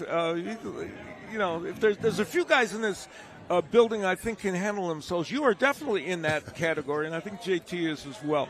Well, we're inching closer to our two main fights, which are going to come up after we have another great music break from Robbie Cockrell. But let's talk about what we still have ahead of us after we've had a very interesting and entertaining evening so far in boxing. In the co-main, with Craig Parker, the cruiserweight who's undefeated at 20-0, taking on Carlo Miner, who is a lefty, a 7-7 fighter, but one who has faced much better competition than Craig Parker has faced. Craig Parker, though, ranked in the top 20 by the WBA, and his nickname is Pressure. And boy, if there was ever a nickname that was appropriate, that's it. He will come after you. We're going to see like how he's going to be able to put his pressure on Miner. Like we said, a guy that has been in the ring, has fought some really good fighters, and now it's like with pressure or Parker, we're going to see how he's going to handle that if he's really ready for the big time, because you're ranked 20th. Yeah. Hey, now you're going to have to start taking on some pretty good fights. I mean, this should be maybe like a tune-up for him, but let's see how he's gonna handle it. Miner would say a challenge, he hopes, and Miner had a month to get ready for this fight, which for him is a long time because normally he gets called at the last minute. And then our main event, I think a really fascinating fight, because we have Isaac Carbonell taking on William Langston. And this fight has, I think, the makings of a terrific matchup. Much like the fight we just talked about, William Langston has a lot more experience against top fighters, and his 13-4-1 record is a good one. He fights at both 168 and 175, and he's fighting at 175 tonight, where 3 of his 4 losses have happened, but he also has 7 wins at that weight class. And Carbonell, though he's 9-0, and you've done several of his fights here in Country Box, no question it's a step up for him. It is definitely a step up, but I like to say, I think he's ready for it, because, some of the fights he was going, he needed to get a little tougher fighters because he could finish them early. And, he's went the rounds with some guys that were good, but I think he needed to really step it up. So this is going to be a great challenge for him to see if they can step it up a little bit more for him, because he's on the track. I think probably around this 15th, 16th fight, he could be, maybe a contender. Well, he's 9-0 at this moment, and this fighter who emigrated from Cuba, now here in Nashville, hopes he can get a big win tonight. Let's go up to JT Conway. All right, folks. All we have left is the co-main and the main event. Just 2 fights left. But before we get to that, we're going to go to my man, Robbie. Robbie, real quick, all the girls keep asking me, what's up with the drummer? They all want to know if he has an OnlyFans. They want to know how they can check out the drummer, man. What's up with that? I can't take him anywhere. Yeah, you can't take that guy anywhere, man. They ain't asked nothing about me or you, just about the drummer. I'll just move on out the way. Here we go, folks. Robbie Cockrell. Y'all, we got a very special guest in the house tonight, Miss Nancy Jones. I'm going to dedicate this song to you in honor of the late, great Mr. George Jones. He said, I'll love you till I die. She told him you forget it time. As the years went so by, she's still praying for his smile. Kept a picture on his wall. When I was crazy, now then, he's still loving through it all. Hoping she'd come back in. Kept some letters by his bed. Dated 1962. He had underlined and read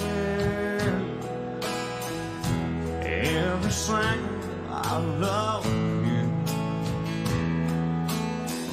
I went to see him just today. Oh, but I didn't see no tears. All dressed up to go away. First time I'd seen him smiling. He stopped looking hard. They placed a wreath upon his door. And soon that carried him away. He stopped loving her today. Oh, you know, she came to see just one last time.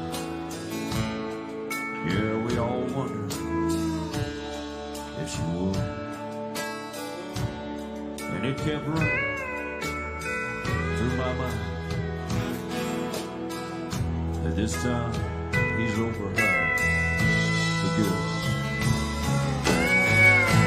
He stopped loving her again. They placed a wreath upon his door.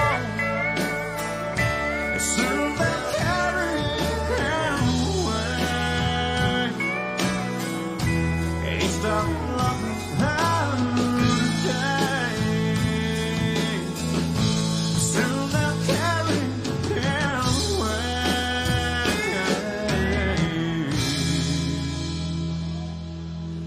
He stopped loving her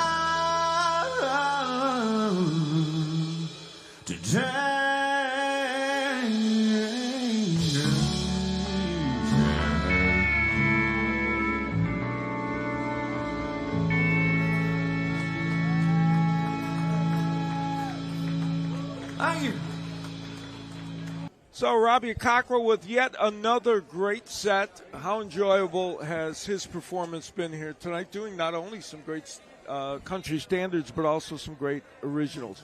Craig Parker and Leonardo Minor are next up on the bill of fare. Our co-main event with a power puncher against a very clever left-hander who is also somebody that can generate some offense, and he hopes to do that tonight against Craig Parker.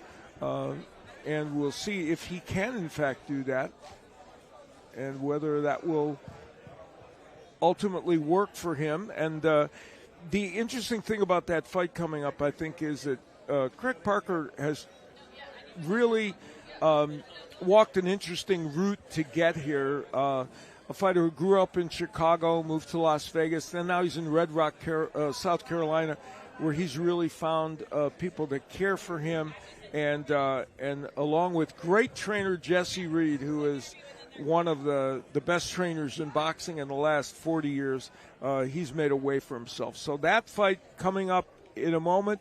But first, let's go to J.T. Conway for an interview. All right, folks, we are back, and we have another treat for you. Another interview, this time with another incredible fighter, one of my favorite guys, the best beard game in all of boxing, fresh, Mr. Mardel Sando, everybody. Mardel, how you doing, man? You feeling good?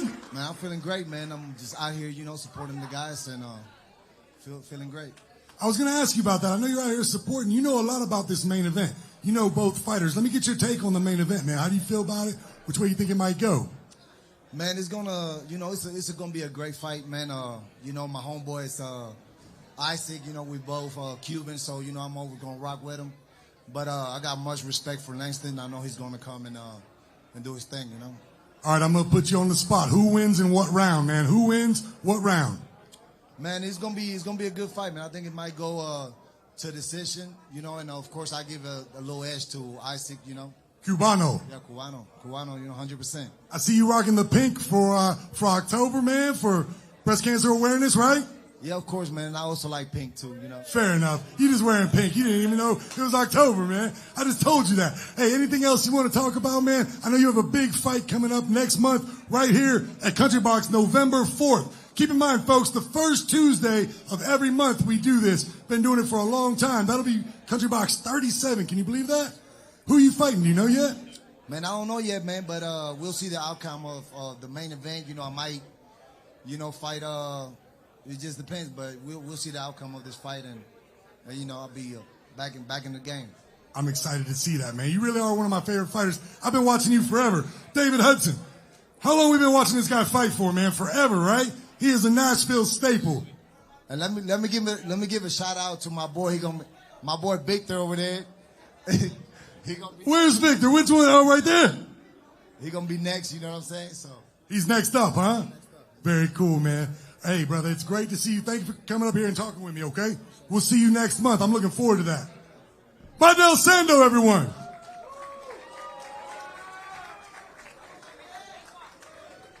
All right, the interviews are over, and it is time for your co-main event of the evening.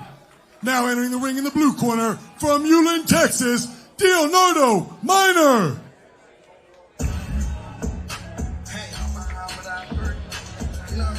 So Leonardo Minor coming in here. I mentioned he had a month to prepare for this fight, which by most standards might not be a super long time, but it's definitely a long time for him because he has been called on the last minute for many fights. Now, he's coming in off a 6-round decision loss to Tyler Langer. He's actually lost 4 of his last 7 fights, but here's the deal.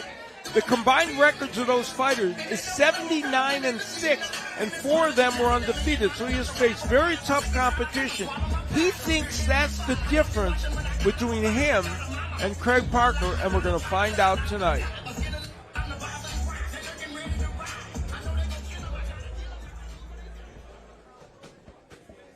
And now, entering the ring in the red corner, fighting out of Las Vegas, Nevada, Craig Pressure Parker. And that man is Jesse Reed, a member of the Nevada Boxing Hall of Fame and one of the great trainers of the last 50 years in boxing. And he's been working for about 5 years with Craig Parker. And while Parker is fighting out of Las Vegas because he trains with Jesse Reed out there, his home is in Red Rock, South Carolina, where he has found a community that has rallied around him and made him feel very loved and supported. Well, here's the numbers. Minor at 36, trying to kind of resurrect things. The record hasn't gone exactly the way he wants, but he thinks this fight can make a big difference.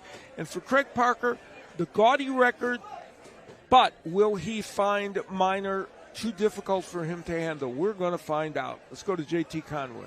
All right, folks, I am excited for this one.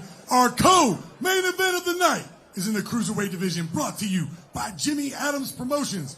This bout is scheduled for 10 rounds and is for the NBA, National Boxing Association, America's Cruiserweight title. And that is sanctioned by President Damon Gonzalez. My man right here's got the belt. Somebody's going home with the hardware. Introducing first, fighting out of the blue corner, he weighed in at 199.2 pounds, hailing from Ulen, Texas. Please welcome Leonardo Cochino Minor. And in the red corner, he weighed in at 198.2 pounds. He has a perfect record, winning 20 professional fights. All 20 fights have come by way of knockout. Oh my goodness. Please welcome Craig Pressure Parker. That's wild.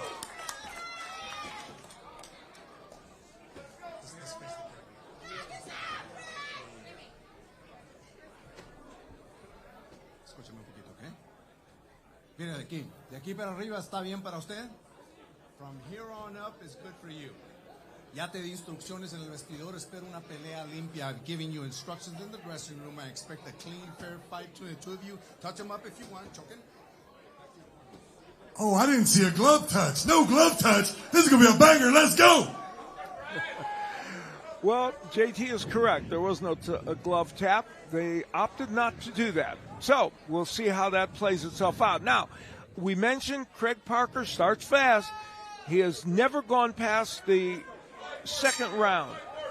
17 of his knockouts have come in the first round. 3 have come in the second round. He doesn't waste time. And here he is on the inside trying to bang away against Miner, who right away backs himself against the ropes. I don't think that's what they want.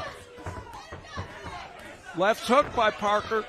And again, here's Miner against the ropes, where we've seen so many of Parker's opponents early in the fight. So one, I just show like pressure or Craig Parker was definitely ready when he came out. He almost missed his entrance. And he completely stared down his opponent, so this is going to be something to see. This is what he does every single fight. Now, Miner is hoping to land something to push him back and keep him away. Miner is a good uppercut, and Parker can be hit with that punch. The question is, can he do it well enough to back him up?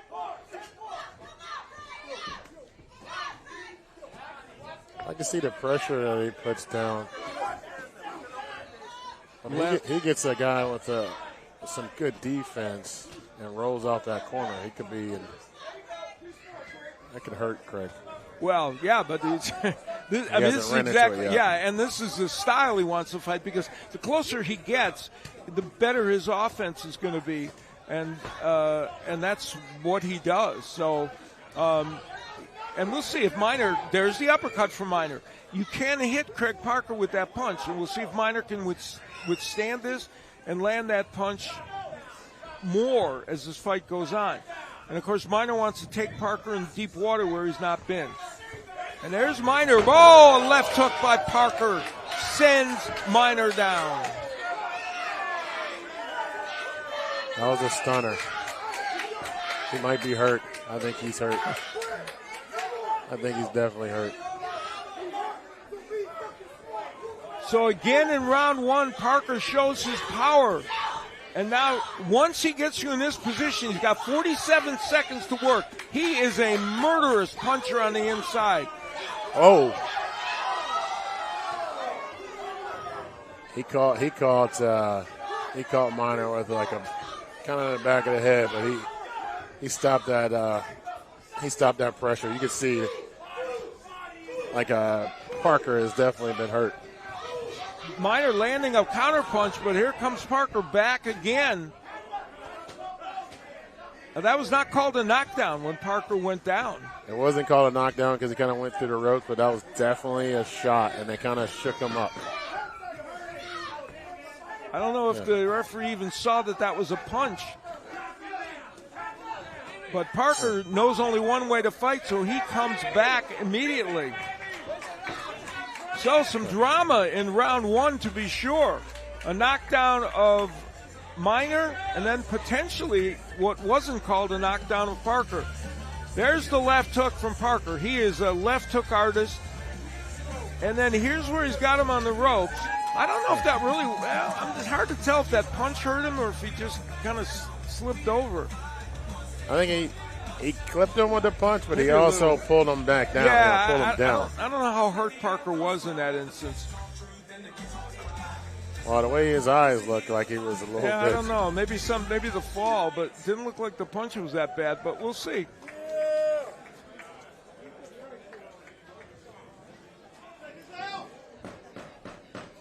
Well, it's a good thing that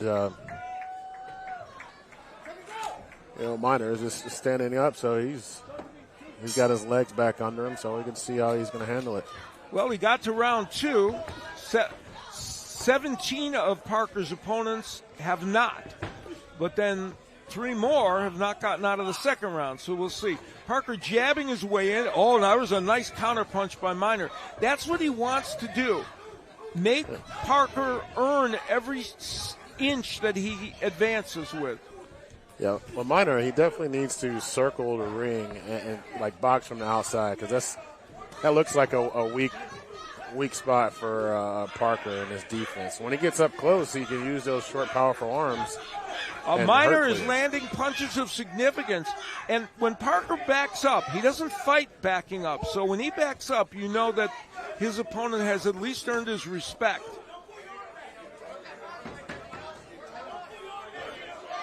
It's a good uppercut. It's uppercut. Minor wants to land his uppercut, and so does Parker. Well, Minor just got to get off the ropes. Yeah, the interesting thing is he's counterpunching well, but that's not the position he wants to be in.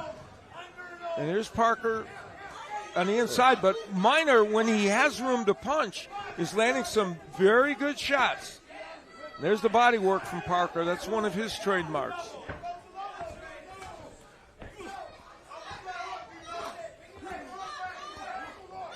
Parker has some defensive liabilities, and some of them are showing up here. But he is still pressuring Dino Minor. Well, like you say, he probably doesn't know how to back or box backwards. Yeah, it's not his thing at all. I feel Minor, though, kind of a moment there, just kind of gasping for breath. So we'll see if some of those body shots are starting to make an impact on him.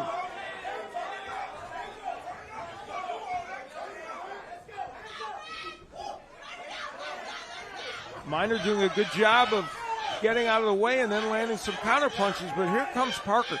Those body punches are thunderous by Craig Parker. One thing is, I'm not understanding why Minor keeps backing himself into the corner. Well, some of it is Parker pressuring him, and some of it is his own doing. Parker landed a really good right hand. So we're 26 seconds away from Craig Parker having to fight the first time in the third round. This is a 10-round fight. I mean, I don't know.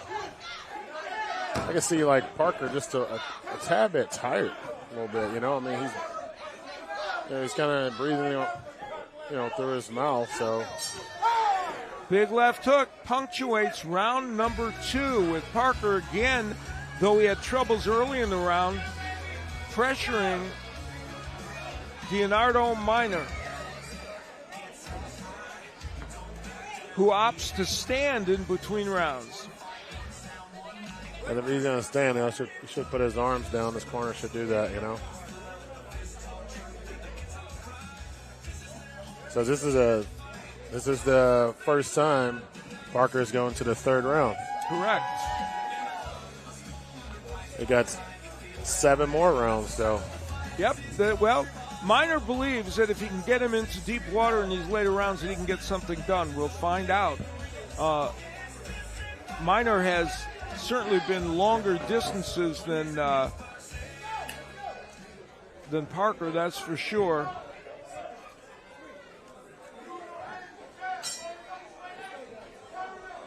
He's actually been 10 rounds before in a decision loss and has been 8 rounds twice. So Minor has been a longer distance, but we're still very early in this fight. Parker's power has made itself felt. He knocked down Minor in round 1, and in round 2 landed some pretty good power punches. And now Minor here in round number 3, the fighter from Ulan, Texas, who came in with a 7-7-2 record, keeping things in the center of the ring against Craig Parker, 20-0 from Red Rock, South Carolina, also fighting by way of Las Vegas, and initially a Chicagoan, but right now the only location he's worried about is in that ring. And a good right hand counter by Minor, but Parker continues to come forward. Parker did a smart thing by jabbing his way in. He's gonna have to. You want to jab his way in, and he can get in the inside. There's the hook downstairs by Parker, and boy, he loves to commit to the body work. Minor trying to get that uppercut in. Minor had 4 weeks to prepare for this fight, feels he had the best camp he's had in a long, long time because he had the time to prepare. Parker has controlled this round, and there's a big left hook by Parker. So in this first third round of his career, he has not abated with the pressure he's put on Minor. Parker's doing very well in this round. Some block, but a lot of punches getting through. Yeah, he's trying to finish it. Now the danger for Minor is that the referee will get trigger happy here and think that he's hurt when he may or may not be. So he better at least get out of there or punch back. Yeah, I think he's taking a little break. I don't think he's really, a whole lot of damage. He did get hit some, but you see how he's firing back now. Yeah, he is now, but he was getting hit with some big shots, and the referee was taking a long look at him. So the danger is that, and there's a big uppercut by Parker. So one thing, he got to stop backing himself into the corner. That's one of Minor's problems right now. Yeah, he hasn't been able to keep the fight in the center of the ring, and now he's even loath to get out of the corner. Part of it is fatigue as well. All those body shots from Parker, and Parker's slipping the jab very effectively. Left hook is coming. There's the right hook and the right hand, and an uppercut by Parker. We talked about the Minor uppercut, but Parker has a good one. Big shot by Minor. Did he hurt Craig Parker? Good moments for Minor at the end of the third round, but hardly enough for him to win the round. He was dominated through most of it. Turning into a fun fight. It's not really about who's in better condition and the body shots. I think that's going to be one of the most important things. Here was Parker landing that big left hook, and it was the left hook that sent Minor down in the first round. And Parker doing some good work. Now, not all that landing, but there's the hook that gets in, and a lot of the body shots were landing. Minor at the end of the round, while he kept taking this kind of punishment, was able to punctuate the round with 2 or 3 really good shots. We'll see if that bleeds into this round. So we're going into the fourth round, so again, this is a new area that Parker hasn't been in. But he's not really showing a whole lot of fatigue either. No, not yet. Took some shots at the end of the round, but let's see if Minor can keep the fight in this area. Donardo Minor from Ulan, Texas, 7-7-2, coming in against 20-0 Craig Parker in the black trunks, who is ranked by the WBA and feels he's only a couple fights away from fighting. Well, he hopes the next fight he can fight a contender. Minor landing some good shots.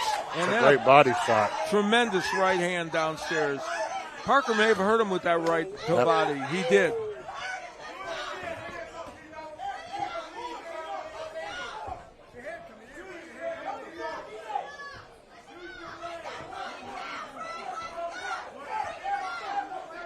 Parker lost 2 of his mentors, Terry McGroom, a Chicago fighter who was a beloved there, and also Elijah Thomas, who was a man that helped mold him in both Chicago and Las Vegas. And he dedicates these fights he has to both those men.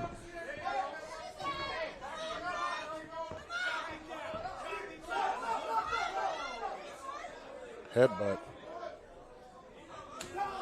A clash of heads that created a cut over the right eye of Parker. Now, well, under the right eye of Parker, but over a big knot on the eye of Minor.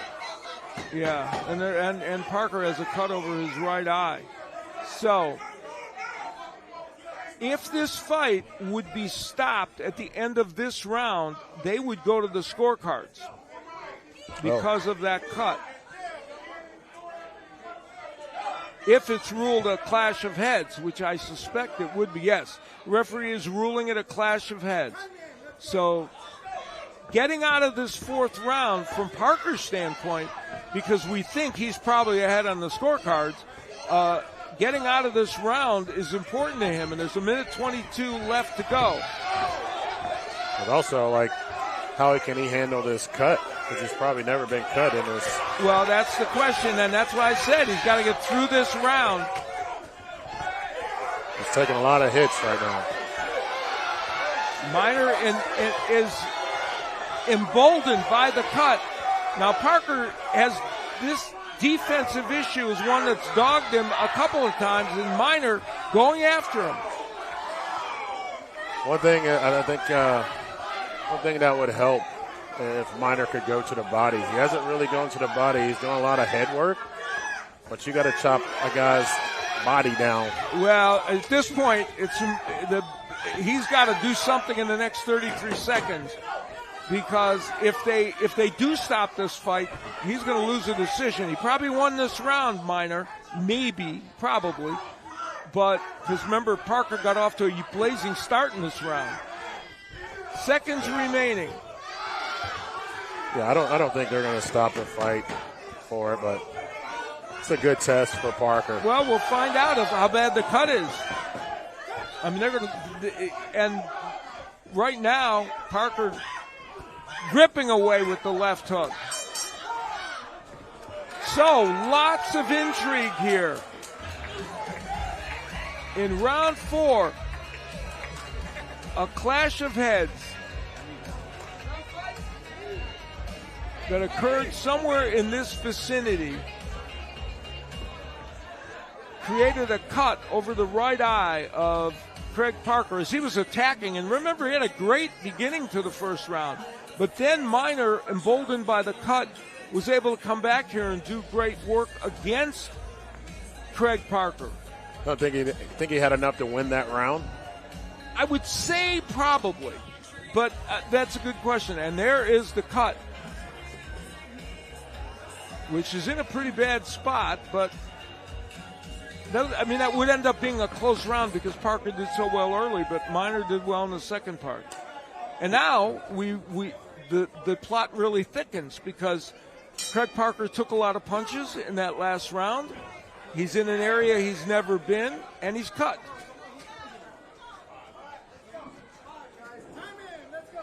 And whether the cut came from a punch or not is kind of immaterial. Well, it's not immaterial because Parker, if the fight was stopped, could still win a decision. But if he was stopped by Minor, it wouldn't matter. Yeah, let's see how he comes back after a cut. This is good. Great work because he's never faced this. So this is good stuff. Uncharted territory. And for Leonardo Minor, he's coming forward. He was emboldened by what happened. Big hook by Parker that hurt him. Wow, Minor coming forward with all kinds of bravado, and Parker hurt him. Yeah, they were talking, and again, you got to protect yourself at all times. They were talking, and he slipped that punch, as you can see what they're doing. Minor continues the conversation, and so does Parker. Still talking. Interesting turn of events. Parker's talking and not punching.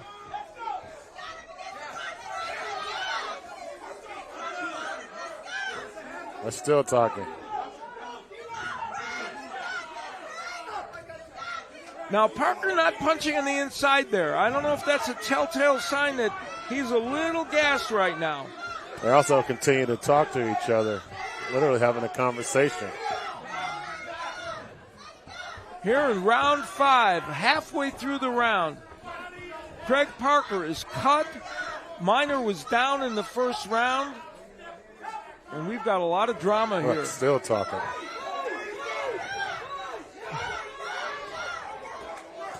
Now that's where Minor backed up against the ropes, who took a big left hook early in the round. Doesn't want a repeat of that. Parker doing a little less work when Minor's against that corner. They're still talking. Right hook by Minor. Under a minute left to go in what has been a pretty close fifth round. Even though Parker got off to a big start with that hook.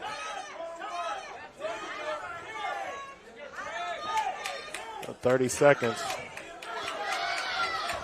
Really, because nobody's really thrown a whole lot of punches, so it's almost anybody's round kind of right now. Well, it's close. Parker hurt him, and now Minor's coming back with some with some combinations. So it is there. You can make a case either way in this round. This right here where Parker was talking, if it was Minor, he should be throwing some punches to try to win this round. Uppercut by Parker and a combination by Minor. Big hook by Parker and a right hand. So the Parker power reemerges at the end of the round. That round is an interesting one. And Leonardo Minor still carrying on the conversation. Yeah, it's just too much chatter for me. Here's where Parker had him against the ropes. He had landed a big left hook. So we're halfway through this 10-rounder. Many did not think we'd get to this point.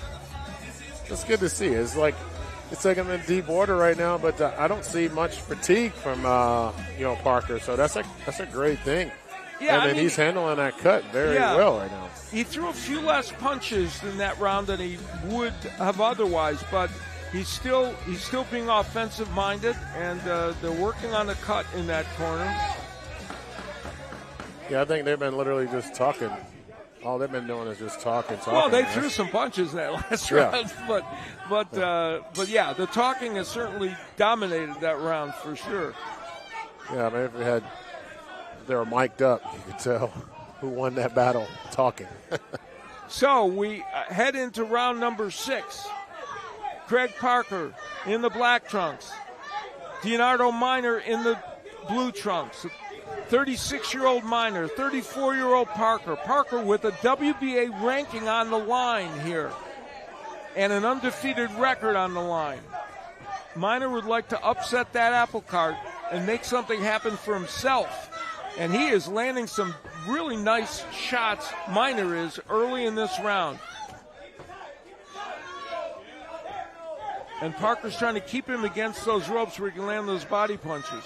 But his punch output has definitely went down significantly with the last round and this round with Parker. Yeah, Parker's not throwing as many punches, and he landed good power punches in the last round, but this round he's throwing a lot less.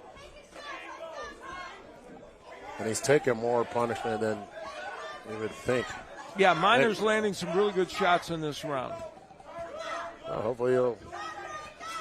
Oh, good straight left hand by Leonardo Minor. And now he backs himself against the ropes, but in the first half of this round, Minor has done a very good job. Yeah, I mean, like, he's got to pour on the pressure now, not put himself against the ropes, but he's fighting pretty good off the ropes, actually. Yeah, Minor's landing some good shots, but it gives Parker a better chance when he's there to land those big punches, but there's no question Leonardo Minor has had himself a very good round 6. And these were the rounds where he said if he could get Craig Parker, he said, I will stop him if I get him into those later rounds. We'll see.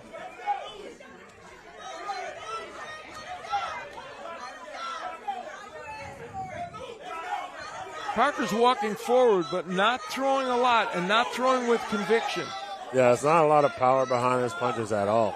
Now, Minor is not throwing big punches either, but he's throwing some.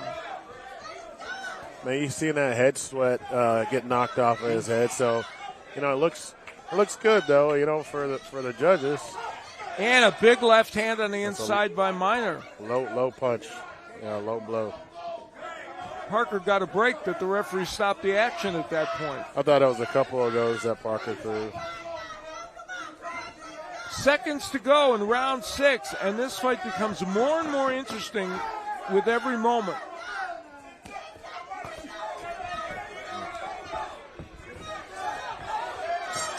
Minor punctuates a very good 6th round with an excellent flurry, and he knows that he did very well in that round. Yeah, I'll definitely give that round to Minor.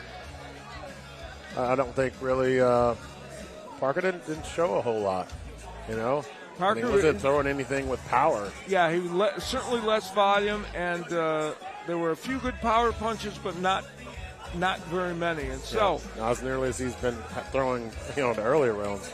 We're headed for round 7. As I mentioned, Minor has been 8 rounds a couple of times. He has been 10 rounds. He went into the 9th round in a fight he lost by a TKO. And as we mentioned earlier, Parker had never been past the second round. I tell you, like, Ashley Adams has definitely handled that cut very well. You know, it's not separating. It's not a ton, not a real gusher bleeder. So might have been better. Good. Parker might have been better off if they stopped this fight in round 5. We'll see, because he probably would have won a decision at that point. We'll see how it goes here. Parker moving forward, ripping a body shot, using the jab to work his way in. You can feel a little different body language. You can feel a little different approach from Parker in this round. Like he looks like he wants to land more power. We'll see if he can. Yeah, I mean he can easily. I know he's up on the scorecards because he got the 2-point round, the knockdown. But Minor has certainly won several rounds. Definitely won the 6th. So he's probably still leading on the cards, but it could be close. If Minor takes these 2 rounds, takes these next 3 rounds. Oh, this fight's well within his reach. Yes. Yeah, well within his reach. I don't see the power. I think maybe Parker might be tired. Minor being physical, pushing him back. And that's what we haven't seen. You know, the pressure is on. Minor just looking for places to place his punches, and Parker unable to get off offensively very effectively. It's funny now Minor's backing himself against the ropes strategically to try and counterpunch Parker. Yeah. Will it backfire on him? So far he is winning these exchanges, Minor.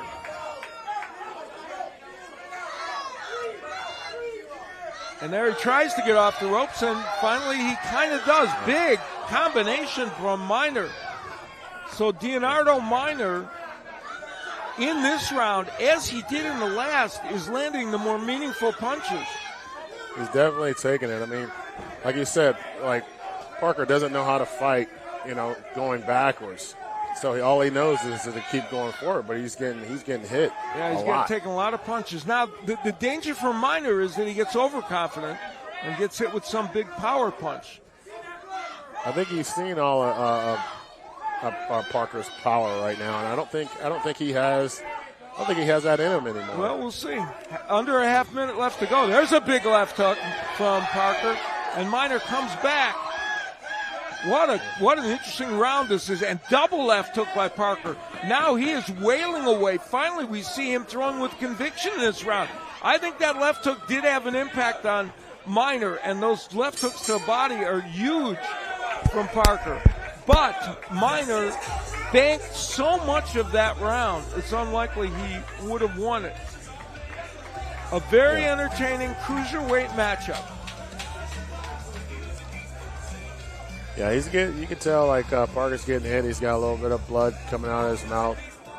I can tell he's in very deep water. He doesn't have that same body language, that same look as he did earlier on. Big difference here. Very big difference. And those little flurries within like 10, 15 seconds, I don't think that's going to still around, especially as much work as Minor's been putting in. Probably not. Minor was so effective in most of that round. Mentioned that Minor had more time to prepare. He said, you know what, when I have that amount of time, I can cut the weight right. I can be ready. Hey, in 2023, Minor beat Charles Dale, a 13-2 fighter, and a week later came back and fought a good heavyweight, Tervel Pulev, and lost a 6-round decision a week after that. So he's a tough guy mentally and physically. We'll see what happens. We're in round 8 of a 10-rounder. In round 1, Leonardo Minor went down. Then a clash of heads caused a cut in round 4 of Parker. And Leonardo Minor in the last couple rounds has controlled the action. Parker coming out with renewed energy in this round, it appears. I think it's Fugazi. It looked like he was going to have the power, but yeah, he's not. I mean, he's throwing a couple punches, but I think his energy is kind of spit.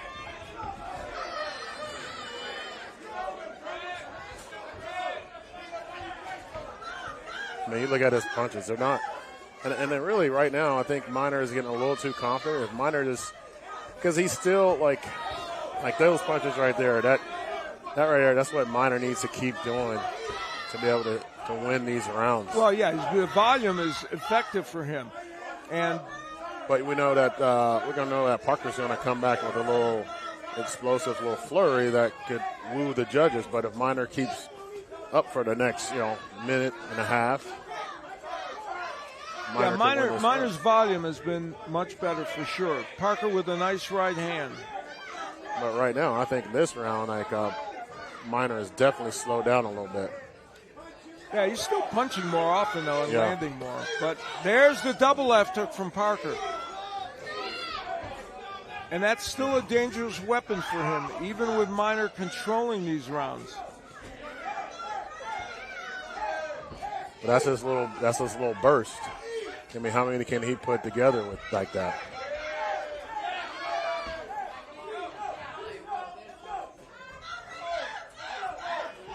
Parker has the right real estate, but he's not really making the most of it. And a right hook from Minor. So with a little over a half a minute left in this round, has there been enough from Parker power-wise to win this round from the volume that Minor has thrown? Minor landing on the inside. Parker still digging with that left hook to the body. Yeah, 18 seconds. Minor got to seal the deal with a couple nice punches. Because even that little action right there could be something. Two nice uppercuts from Minor, and here comes Parker. So another round in which, for the most part, Leonardo Minor looked like he controlled it, though this was the segment in which Parker had some good moments, and then Minor came back with good counterpunching. We are headed to the 9th round in this cruiserweight matchup. And a reminder, Craig Parker had never seen the 3rd round coming into tonight.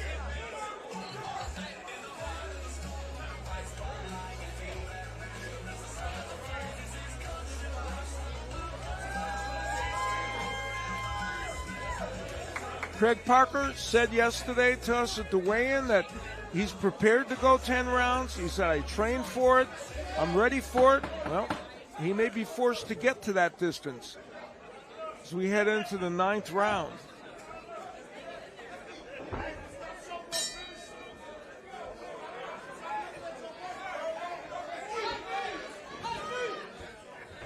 Well, they didn't touch gloves in the 1st round, but they did before the 9th, so a little respect shown by both fighters, despite all the jawing they've done with each other. Good and straight left hand by Minor. Al Bernstein along with Albert Hainsworth as we come to you on this Showbox 36, which has provided us with lots of fun action, and boy, it's continuing in this fight. Definitely great action. But right now, this is where Minor is taking over the round a little bit. But Parker, he got to put together like a little flurry or something. Well, here he comes. Big body punch, and then he just barely missed with that hook. If Parker is going to knock Minor down again or hurt him, it's going to be with the left hook. Good straight left hand by Minor.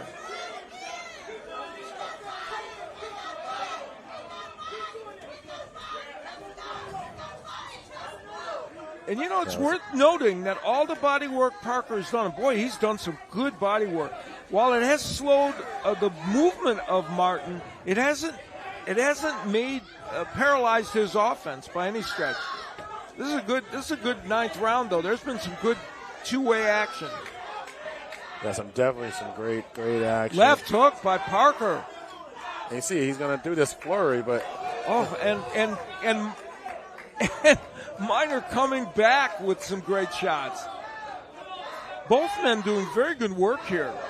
And Minor with the combo. Parker's been busy here, which we haven't seen so much in the last 3 rounds.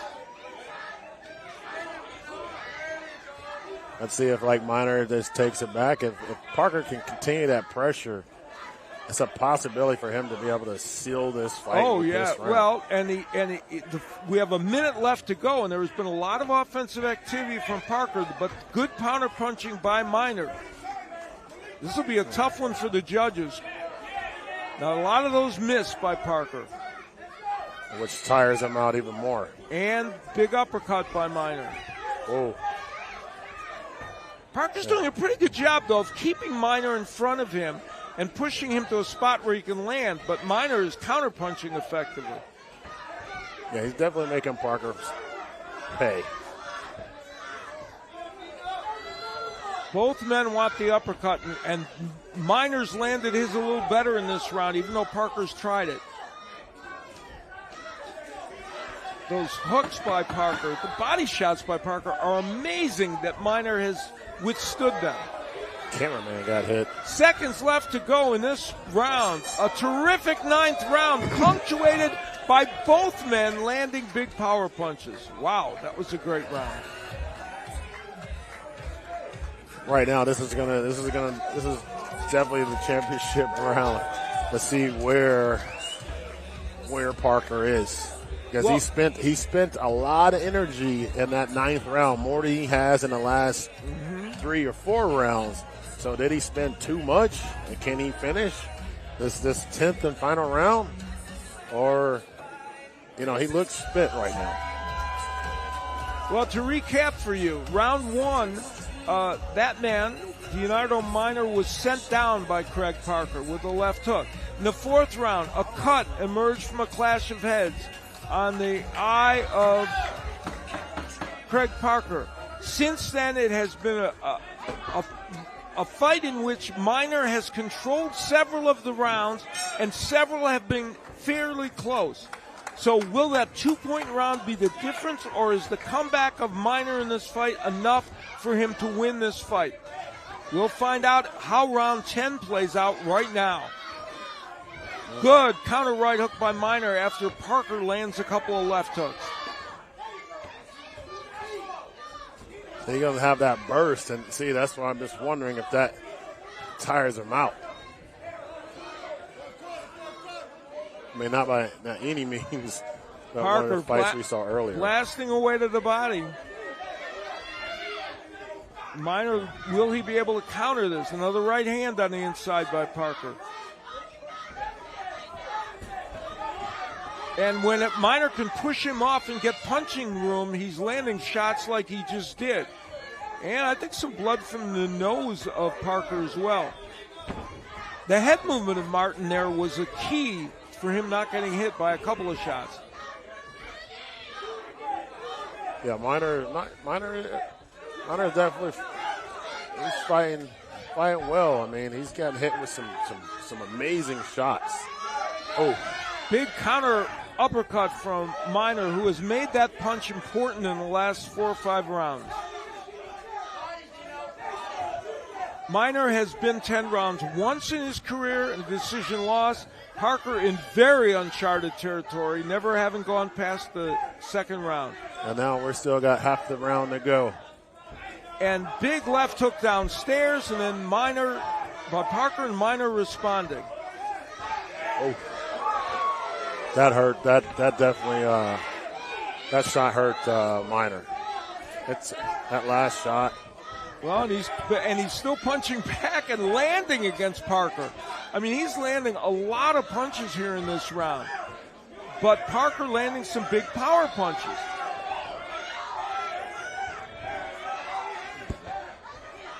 So he'll help with those bursts, and hopefully he can catch Minor. Well, from his standpoint, yeah. Tremendous cruiserweight fight. A half minute left to go in what has been one of the more exciting fights I have called this year, and I've called some good ones. Oh, I'm sure you have. Yeah, this one is really special. 20 seconds left. So many plot twists and turns. A round 10 that has provided action from both men. Big uppercut from Minor. Parker blasting away with his left hooks in his right hand. Some landing, some not. That will do it. Now, that's great sportsmanship. You know, like you said, they didn't freaking bump gloves in the beginning, but at the end, they're showing love to each other. So respect is earned, and it was in this fight. An amazing 10th round. Parker with Minor on the ropes, not all those landing, but some did get through. And Minor landing tremendous counterpunches back from him. So it is all left in the judges' hands, and much will depend on how they judge those rounds. We know there was a 2-point round. We know Parker probably won the first 2 or 3, 2 for sure, maybe the third as well. And the fight changed in the fourth with the cut, and then Minor made a comeback. Was that comeback enough? Again, it's in the judges' hands to see how this went. But I could tell you this, both of them, they should be proud of themselves because they did fight hard, especially Parker, that has never been that deep in the 10th round, and to get cut and to keep going. But my hat's off to Minor for sure. They both answered questions. Minor showed he could fight against a top 20 cruiserweight. If given the time to prepare, he could fight against the top 20 cruiserweight, who is a big, powerful puncher. And Parker, as you pointed out, showed he could hang in there and go the distance and have the stamina for that. Yeah, I'd love to see Minor back here for sure, fighting somebody that's up there as well, because he's going to challenge him. And if he gets a time like he said, he's making a statement by doing some push-ups. Yeah. He's still got energy. Well, here's the interesting thing. No matter what, Minor definitely did something that is beneficial for his career at age 36 and demonstrated that when he has time to prepare, he can be ready to fight very good cruiserweights. And Parker demonstrated that he can go that distance. One of the dangers for Parker is that his defensive liabilities were on display tonight. Yes. And against a bigger puncher, that could be an issue for him, even if he wins this fight and moves on to face some contender. So lots of questions answered, but a lot to be asked as well. Well, definitely for Parker's crew, you gotta work.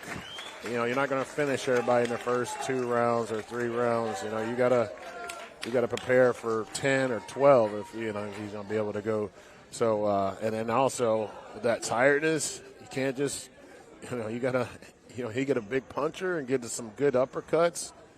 Yeah, he could put him down. He was ready physically in some ways, but defensively, his lapses hurt him. So we'll see what happens. Who will walk away with this regional belt? And who will be disappointed? And we're ready. Let's go to JT Conway. Ladies and gentlemen, how about that fight? That might have been the greatest fight I've seen in country box history. That was unbelievable. That was deserving of a title. After 10 rounds, we go to the judges. Judge Terry Hogan scores this bout 95-94. Judge David Hudson scores this bout 95-94. And Judge Danny McGrew scores this bout 96-93. All for your winner by unanimous decision and new National Boxing Association champion. In the red corner, Craig Pressure Parker.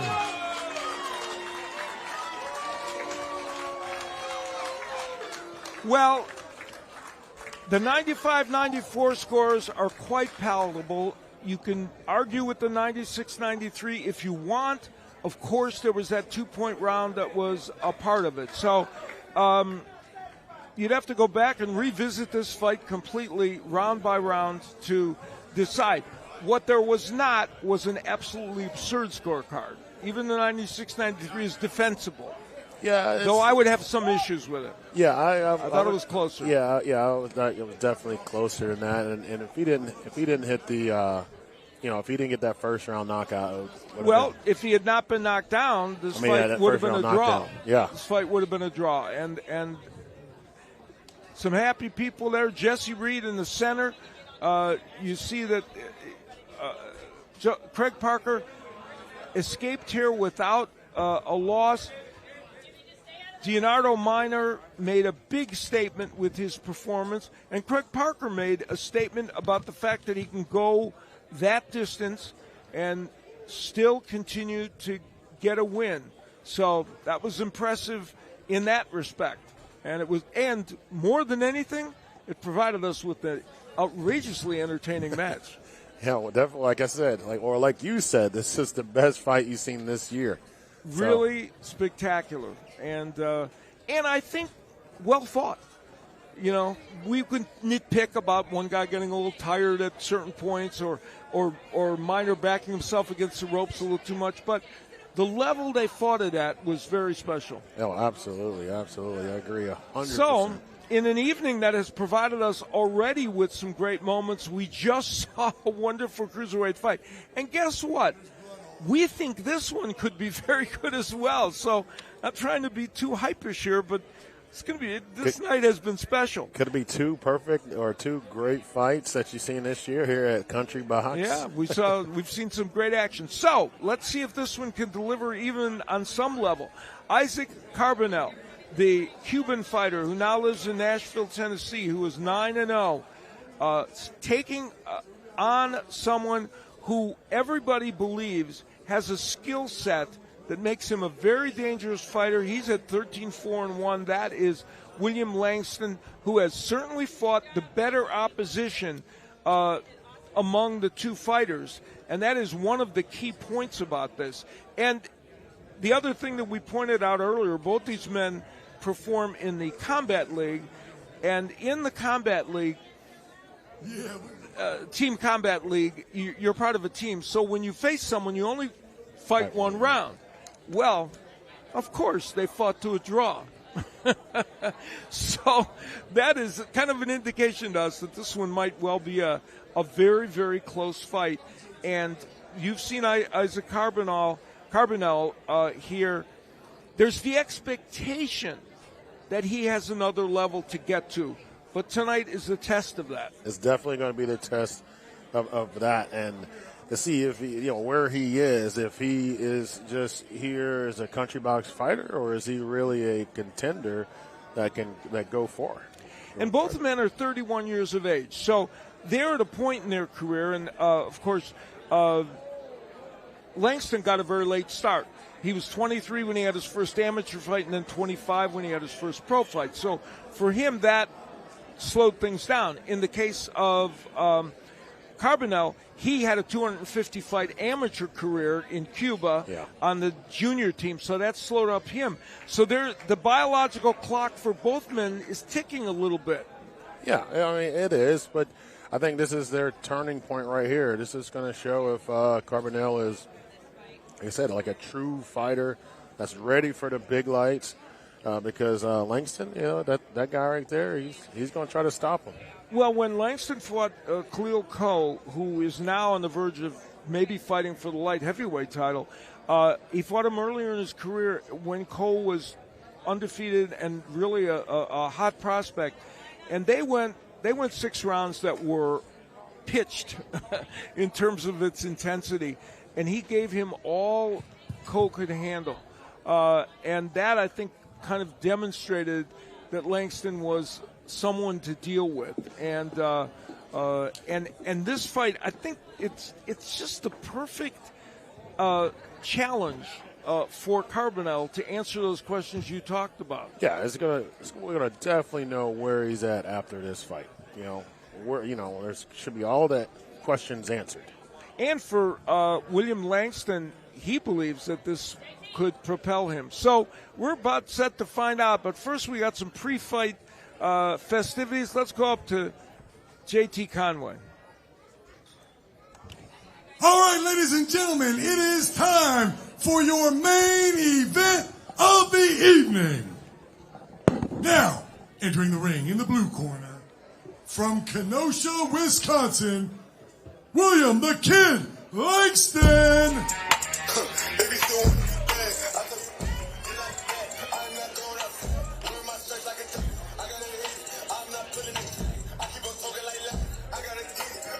Here comes William Langston with that 13-4 record and high hopes that he can produce a win. He has defeated 2 undefeated fighters before. Against the third one, he went to a draw. So he has been in against undefeated fighters that he might have been the underdog against. He lost to Coe, who was undefeated. I gotta say, I love Langston's outfit. Yeah. Most creative one I've seen. Yes, indeed.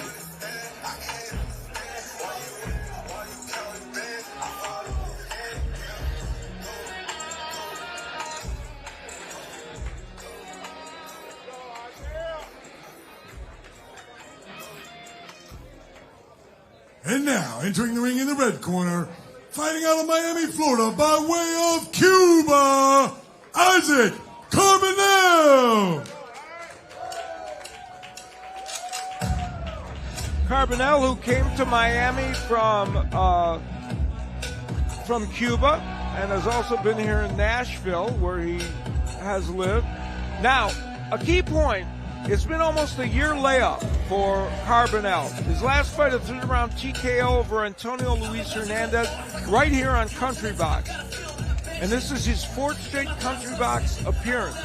So this has certainly been his home turf and a place where he feels comfortable fighting in this building.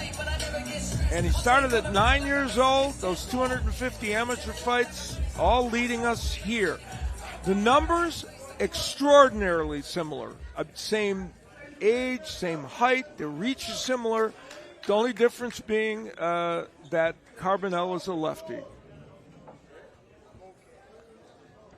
All right, ladies and gentlemen, tonight we would like to introduce the promoter of this, the 36th edition of Country Box. And in my opinion, very well, maybe the best Country Box I've ever been a part of. Nashville's own promoter extraordinaire, the one and only Jimmy Adams. And while y'all are clapping, hey, if you like these fights tonight, it is because his beautiful bride, Miss Ashley Adams, was the matchmaker tonight. Please keep your hands going for Miss Ashley Adams. All right, folks, and if you would, go ahead and stand for me. We'd like to recognize tonight the Pledge of Allegiance, which is maybe my favorite part of each of these events. This is going to be led by the daughter of Jimmy and Ashley.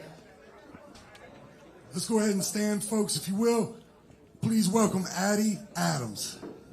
I pledge allegiance to the flag of the United States of America and to the republic for which it stands, one nation, under God, indivisible, with liberty and justice for all. Beautifully done. As always, she's a pro's pro. All right, folks, and if you would, please remain standing. We're in for a treat. This has been a star-studded night tonight, folks. Like I said, we have Al Bernstein here, Albert Hainsworth. We got Austin Dulé in the building. Clayton Q is here. I mean, this place is packed with stars. Maybe none as big as our national anthem singer, the first female member of the legendary rock group Boston, friend of Platinum Planet Records. Please welcome singer-songwriter Kimberly Thumb. Thank you. Oh, say, can you see by the dawn's early light what so proudly we hail at the twilight's last gleaming, whose broad stripes and bright stars through the perilous fight o'er the ramparts we watched were so gallantly streaming.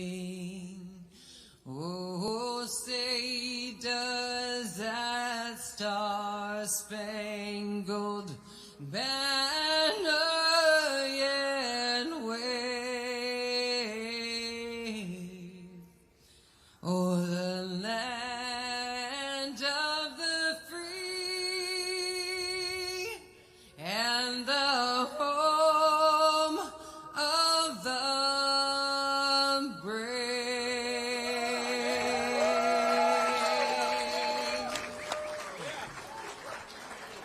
Beautifully done. Excellent job.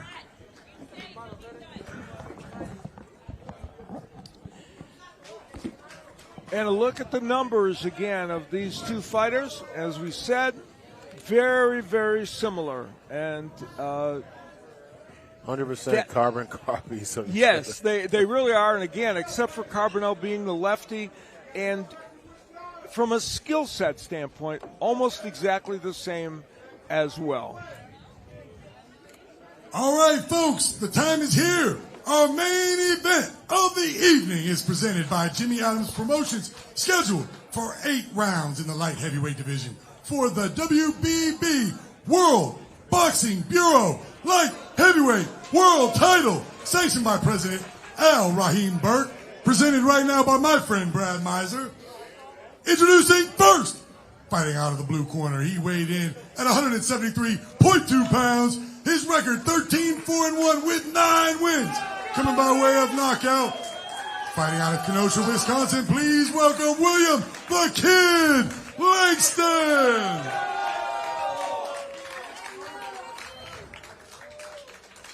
And in the red corner, he weighed in at 173.6 pounds. He has a perfect record, 9 wins, no losses, 6 big wins. Coming by way of knockout, fighting out of Miami, Florida, by way of Cuba, please welcome Isaac the Process Carbonell. Right here, guys. I gave you instructions in the dressing room. I expect clean, fair fights. Pero una pelea limpia, te di instrucciones en el vestidor. Mire, de aquí para arriba está bien para usted. From here on up, it's good for you. All right? Touch them up if you want. All right, 2 corners, guys. Time for the main event. Let's go.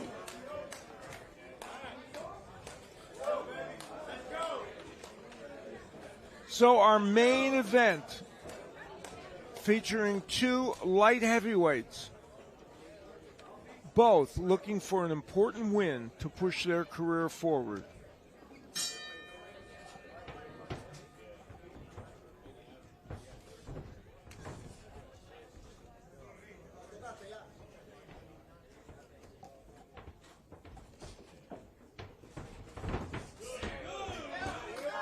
William Langston is 7-1-1 in his last 9 fights. He has come in here on a wave. Of course, Carbonell 9-0, so he has continued to win all along during his pro career. Good jab by Carbonell. That is his calling card.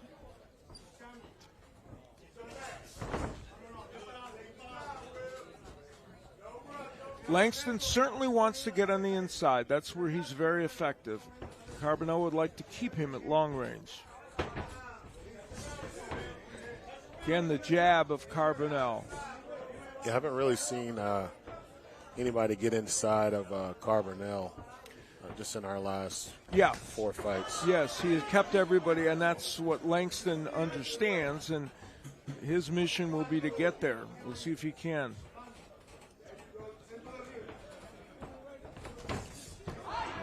Scheduled for 8 rounds.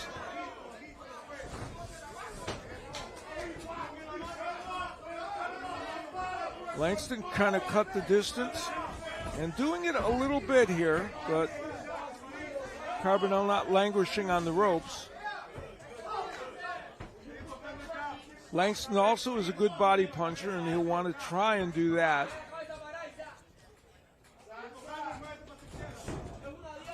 Cleo Pendarvis, who is a common opponent, both men beat him. He said, I couldn't really pick between the 2 of them about who's going to win. It's going to be a question of who wants it more. They're both good. So even he couldn't figure out who he thought might win this fight. Carbonell has boxed effectively in the first couple minutes. There's Langston going downstairs. You know, Langston looks okay. Like should be able to use this. I mean, they're the same height and close to the same reach, but you would think he would I guess he's not as super active on the outside as he would be in the inside. Well, he's trying to get in, and there is an evidence of that. What he wants to do is get in, work that body, and then just like this. Switching to lefty is Langston. I have not seen him do that before. That's an interesting twist. And there he's in the position where he wants to be, but good work by Carbonell in getting out. And good body work. Both men digging downstairs. It's a misnomer to think Carbonell can't fight on the inside. He can. It's just that that's not his major game.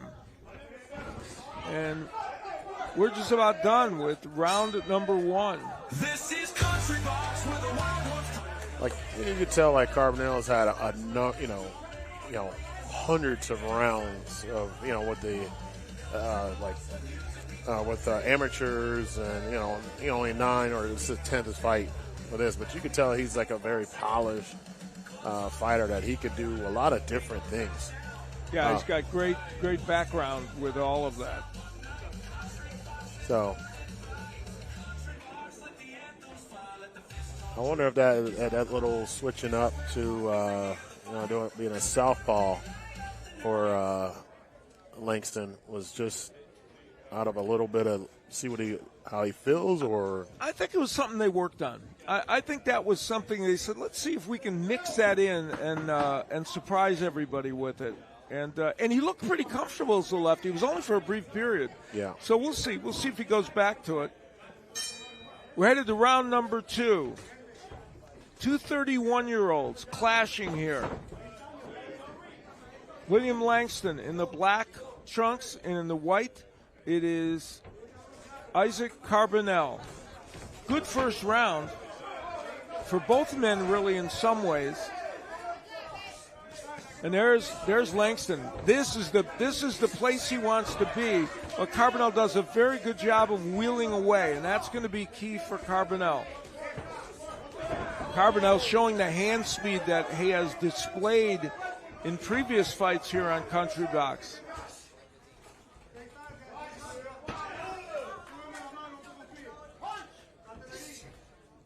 Langston is really two different fighters. On the outside, he doesn't look 100% comfortable sometimes, but when he's on the inside, he's a whole different guy. He knows how to fight on the inside, and he's got good technique. Wow, down goes Carbonell, but I don't think that was a knockdown. I think he was more pushed. Well, it is a knockdown. Maybe there was a left hook in there. Could have been. I didn't see it. But yeah, might have been. I don't know. He did go down forcefully, and he's backing up. Let's see if Langston. Well, he's a little unsteady on his legs right now, Carbonell. So I don't know.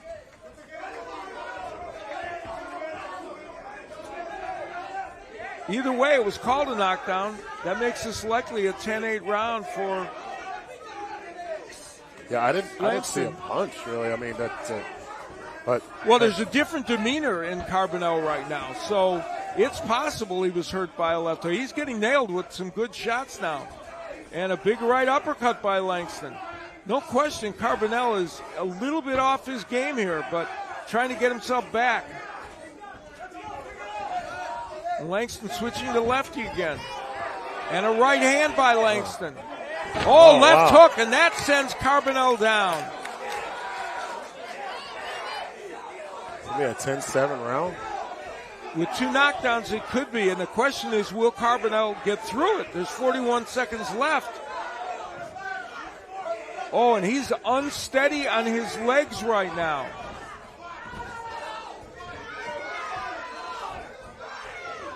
Isaac Carbonell's undefeated record is in jeopardy right now. And he's holding on. Seconds left for him to get through this first round. In a night full of surprises, and we got one early. Big uppercut by Langston. Oh, he looks super unsteady right now. He had to be helped up by the ref. That'll do it for round number 1. one in which William Langston made a statement. I gotta wait to see this replay. I want to see this. I think it was a left hook that landed in the temple area. Now, there's definitely was a punch there, and he was not. There it is. See, and that hit him. What happened, Albert, is that hit him in the area where it affects your equilibrium. And that's why, and you notice how his equilibrium was in trouble when he got up. So that was an issue for Carbonell. We'll see how he does here in round number 2. How long does that normally take to kind of get back to your feet? This depends on the person? Yeah, it does, you know. I've seen fighters come back from it. I've seen some not. And, of course, there was the additional knockdown as well. In any case, a very big opening round for William Langston. And we head, or second round, I should say. And we head into round number 3. And he's still attacking, and Carbonell still does not look like he's steady on his feet. No, he does not. And Langston is the last guy I would want to be in this position against because he is very precise with his punches. Carbonell may have to land something big here to really change the flow of this fight. And this is not a giant ring, which helps Langston, pursue him and get him in a difficult position. And Langston's staying in the left-handed stance. Right hook by Langston.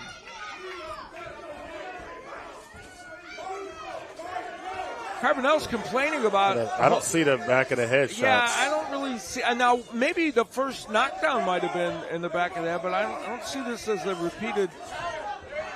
I think he's feeling like he's still super wobbly. Yeah, there's no question that he doesn't quite have his legs under him yet. But he's hanging in there. He's showing a lot of toughness, Isaac Carbonell. Maybe stop bouncing around and just... Big hook by Langston. Tighten up his defense. Halfway through round number 3. It's a good body shot by Carbonell.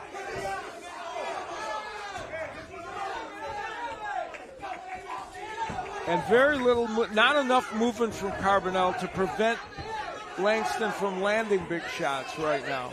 And you look at Langston. Langston's not even really, kind of stressing. He's just standing in front of Carbonell and just throwing a couple punches. He's a very patient fighter, Langston, and he's precise with his punches. Yeah, he don't have a lot of wasted punches. Yeah. Big uppercut by Langston. So 31-year-old William Langston having his way, but Carbonell is landing some pretty good power punches, and those were the best punches Carbonell has thrown in a round and a half. Let's see if that makes a difference. See, he's kind of getting his legs back a little bit, as long as he doesn't get hit again. Something. Uppercut again by Langston. That's one of his favorite punches. Double-edged sword for Langston. He can be hit with an uppercut, but he's got a great uppercut. Seconds remaining only in what has been a pretty good round for Langston here in round number 3. And, of course, he had a phenomenal round in the second.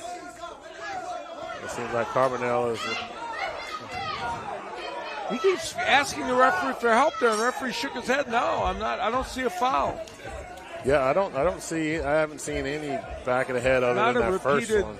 Yeah. The first one it landed partially, but yeah. So after 3 rounds, for that man, Isaac Carbonell, there is certainly urgency. Round number 2, 2 knockdowns by William Langston, which could make it a 10-7 round and likely would. And round number 3, it appeared Langston took control of that round. So, in this 8, and remember, this is an 8-round fight, not a 10-round fight. So, the rounds left for Carbonell to try and make up that 10-7 deficit, assuming the judge has scored it that way, is not a lot. Yeah, I still don't think he's super stable on his feet even right now.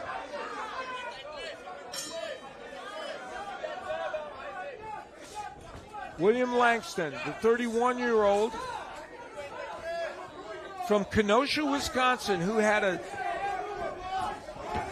early, difficult life, had some problems in his 20s, and brought his life together and got into the sport of boxing, and it helped make him put everything together. He's now married with 4 sons, and he has shown us here tonight that his boxing house is in order as well.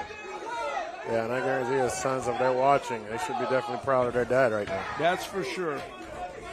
Because he's dominating, undefeated fighter. Nice uppercut by Carbonell. Remember, I told you Langston can be hit with that punch. Looks like Carbonell's getting his legs a little bit back under him, but he's going to have to score a knockdown to catch up. And to me, it looks like Langston's pretty stable on his feet. The Carbonell jab, which was very good in the first round, comes back a little bit, but again, he's languishing on the ropes, and that's not a good place for him to be. The right hook of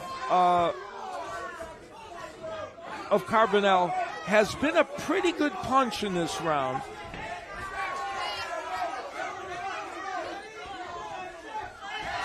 And again, there's the jab of Carbonell. He has certainly made this third round a lot more competitive, and you can make a case he could be on track to maybe win it if he can do good work.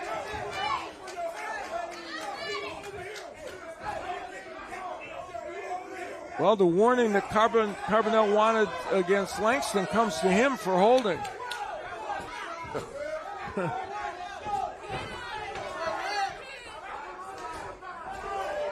Good head movement by Carbonell. And a good counter left hand and a good right hook by Carbonell.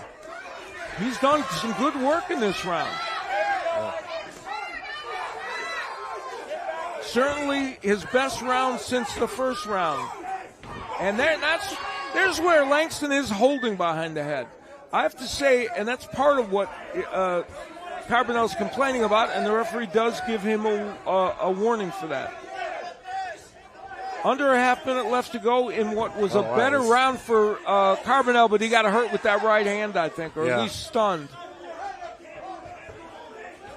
He definitely, his confidence got zapped a little bit, but it looks like he's getting his legs back, Carbonell. Yeah, the danger is you feel like Langston could still hurt him. Oh yeah, absolutely. And that's where it's an issue for Carbonell.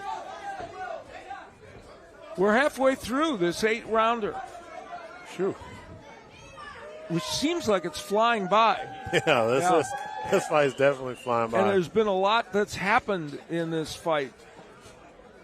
A 10-7 round, most likely, in round number 2 for William Langston.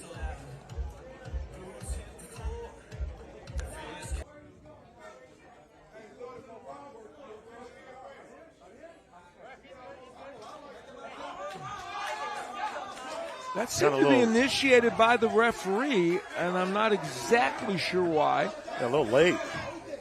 Yeah, you would think that would have come right after those knockdowns. Yeah, absolutely. And maybe in the round after that, but at this juncture, that was a little surprising. In any case, we're into round number 5.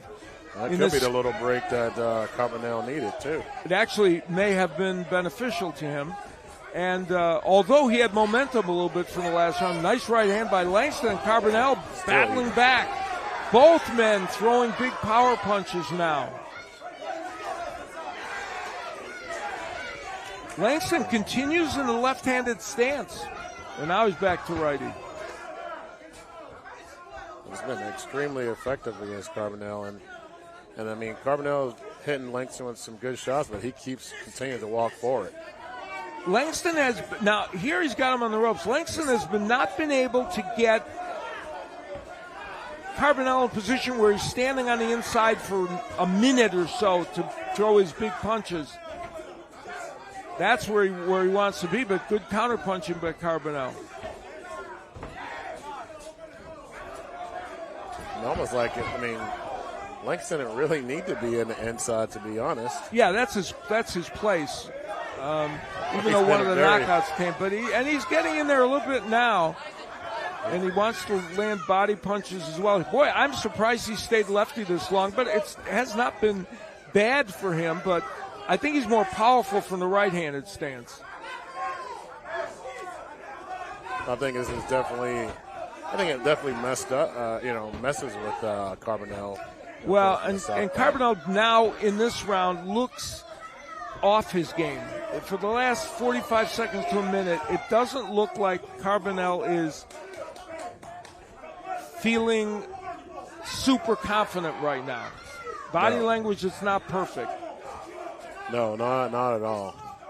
And that Like shake else? of the head gives you an idea. Now it's up to Langston to take advantage of that because Carbonell is still battling back.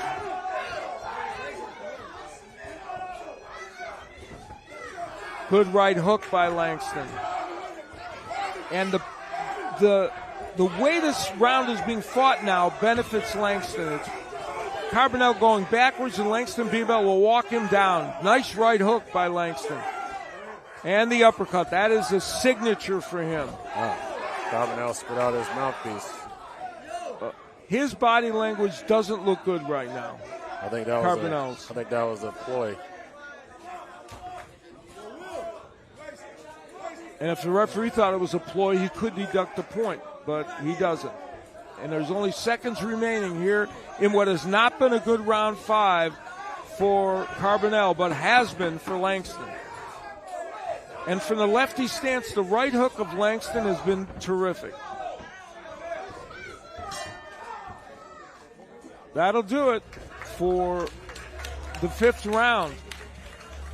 And to say it right now, it's like Langston is definitely the He's in the driver's favorite. seat. Yeah, he's definitely in the driver's seat. It's his to lose. Now, it will be fascinating to see if any judges did not score that second round as a 10-7 round. In theory, you should if there's 2 knockdowns.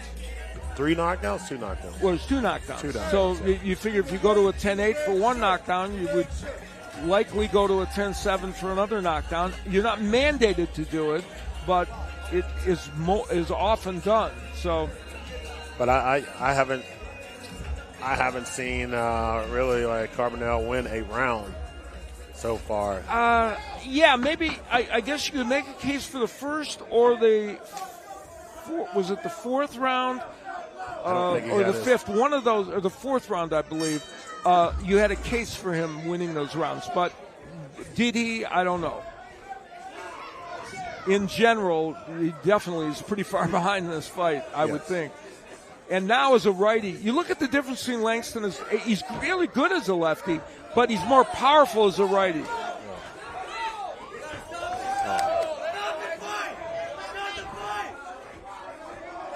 But he's back to lefty, and he can land punches as a lefty.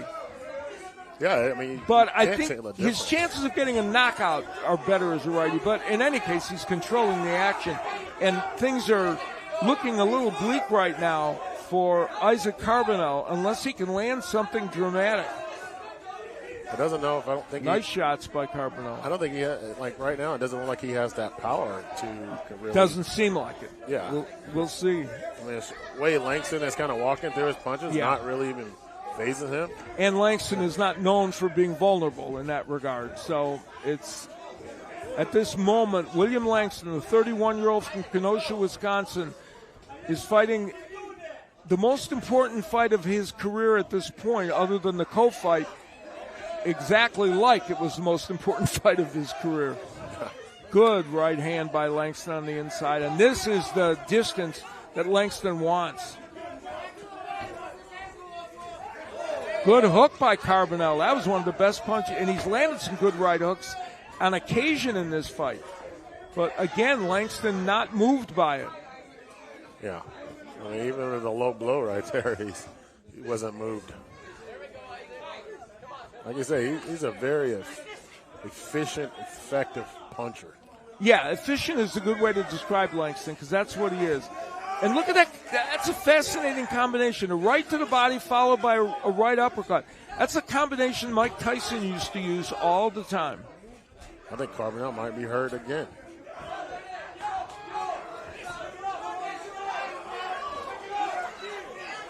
Yep. Less than a minute left. There is no question that Langston is making another statement in this round because he has been really controlling the action. And a good right hook underneath to the body by Langston.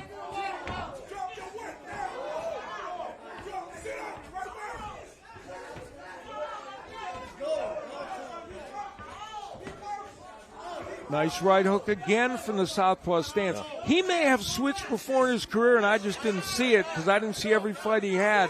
But I'll tell you what, it has been it has helped him from a strategic standpoint. Even though, as I said, you might make the case he's more powerful in the right-handed stance, but from the standpoint of landing punches, good as a lefty. Yeah, right now he's walking right through Carbonell.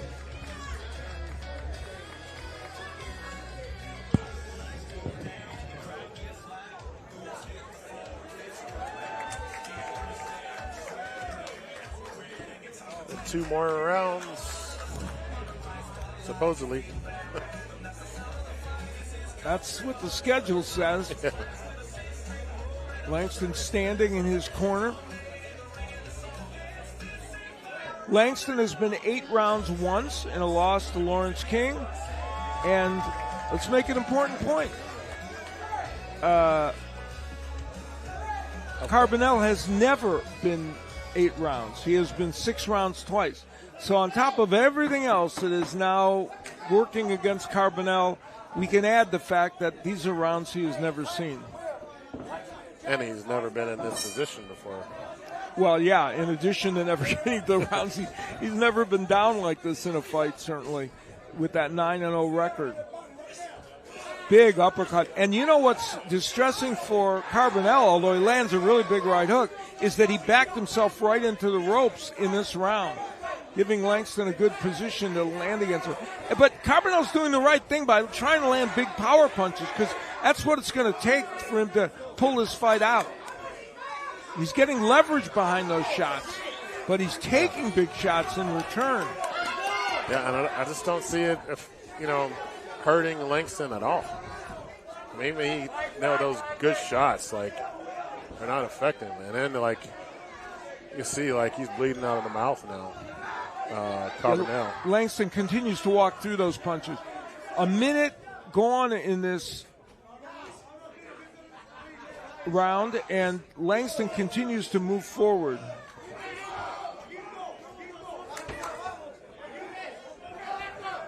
The penultimate round in what has been so far an astonishing performance by William Langston. And while Carbonell has done some good things in spots, not nearly enough to put him in a position, it would seem, to win this fight without a knockout.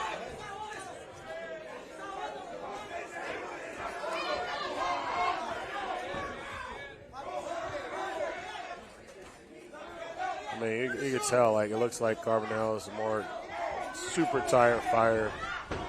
Yeah, fatigue as well as the fact that he's been hurt on a number of occasions. There's the uppercut from Langston that he has landed so much. And again, Carbonell tries that right hook and gets it in, but it doesn't do enough damage. Yeah, Langston's walking right there. Oh, wow. I think he might have slipped on something on the mat. The wet spot there, or maybe he just, his leg gave out. I think his leg gave out. Or maybe he sprained and twisted his ankle.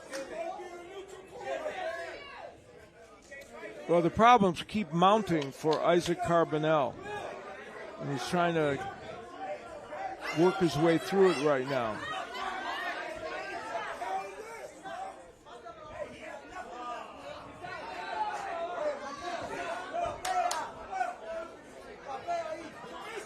The Langston corner is trying to get them to stop this fight. And, of course, that's a long delay for a something that wasn't created by the other fighter. Well, we resume here in the 7th round, and Langston resumes what he's been doing. Yeah, right now it's good. Even though Carbonell's definitely on the losing end of this fight, he's still kind of not giving up. No, he's trying to land power punches. He did that early in this round especially. He came out to try and make a stand. And he did land some power punches, but it wasn't enough to slow Langston. And there's a right hook that he tried, and a good straight left hand that landed from Carbonell, but he's taking so many shots in return. Yeah. So 7 rounds into this 8-rounder, it has been a picture-perfect night for William Langston and a nightmarish night for Carbonell. And there's where Langston continued the attack. And we head into round number 8, and I think unless you've never seen a boxing match before, you would know that Carbonell needs a knockout to win this fight. I'm pretty sure most everybody would agree on that.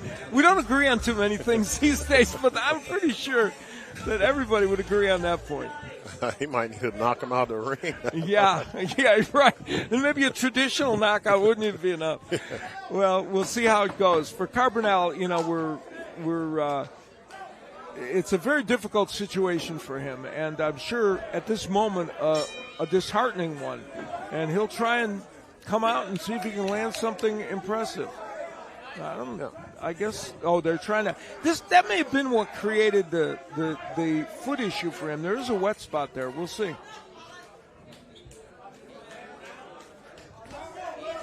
Langston said on an interview he did, he said, look, I believe I can stop him, but I have great respect for Isaac Carbonell. And that last engagement between the two men demonstrated that. God, there's like ice coming out of the freaking shorts. Yeah, that's they probably put it down there when they were sending him out.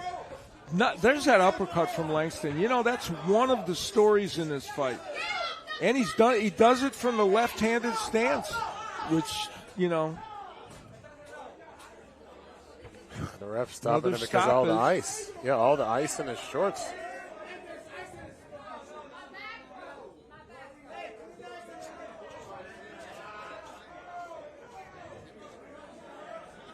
Well, they're making sure they can shake the ice out. Oh, boy. You know what? They kept coming out as he went across the ring. It's like, have you ever seen the video game, the Sonic the Hedgehog, when he loses his ring? That's exactly right, yeah. He's losing his ice.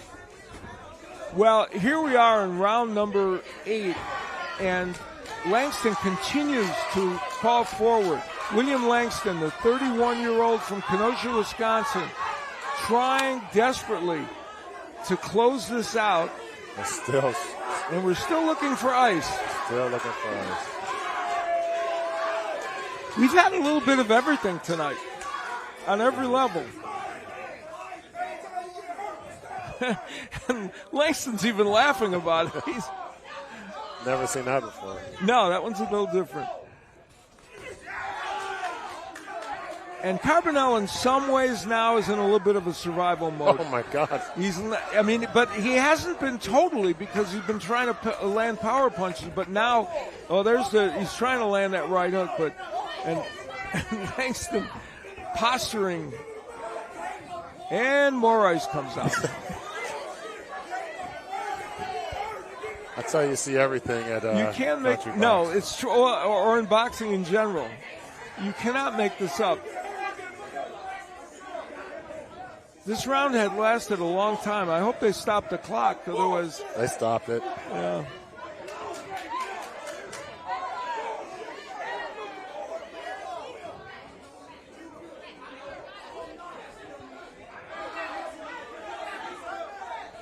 Let's go. Start the clock. round 8 of this light heavyweight matchup. More ice. Jesus Christ. The referee does a kick save to get it out of the ring. And Langston just keeps blasting away, and that's creating more ice coming out. Let's see how many rings Isaac Carbonell has, or ice chips. Yeah. Big right hand downstairs by Langston. Langston's doing some talking. There's Carbonell.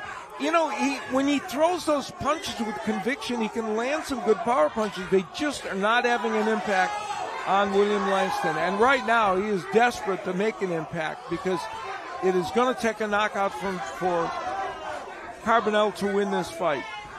The 9-0 fighter who came in here with such high hopes after a 1-year layoff, and that may be significant in what we're seeing tonight. Yeah, I'm thinking, especially at the age, you got to stay busy. And I wasn't sure, I wasn't aware that he took almost a year layoff because I was hoping he was boxing at other, other events than just here.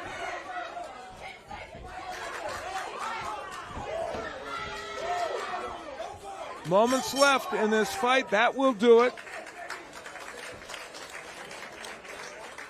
Great show by William Langston. 13-4-1 coming in. He had beaten 2 undefeated fighters before this, Caleb Hernandez and another fighter, and he had a draw with Dante Benjamin. And he probably repeated what he's done to a couple of undefeated fighters, and he.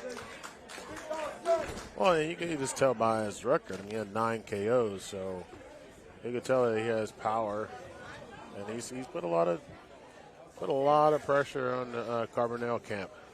See where do they go from there? Well, and from Langston's standpoint, with a 13 now probably a 14-4-1 record.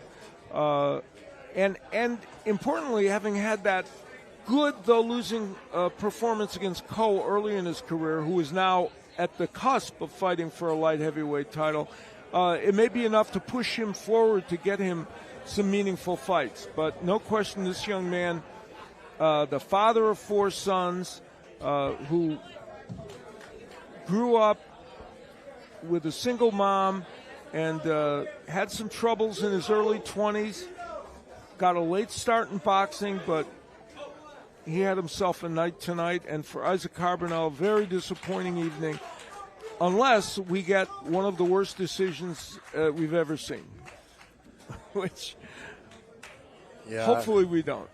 I'd say Ray Charles can call that fight. Yeah, I believe so.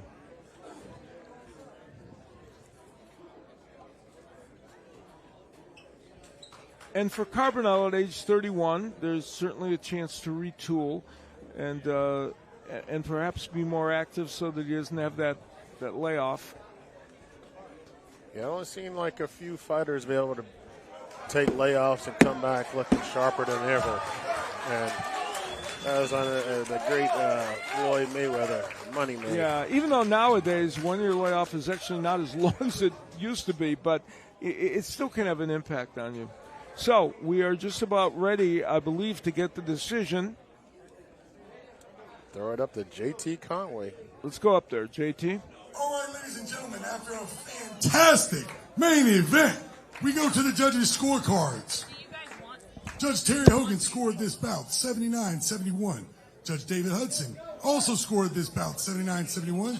And Judge Danny McGrew scored this fight 77-74 for your winner and new World Boxing Bureau light heavyweight champion, William the Kid Langston!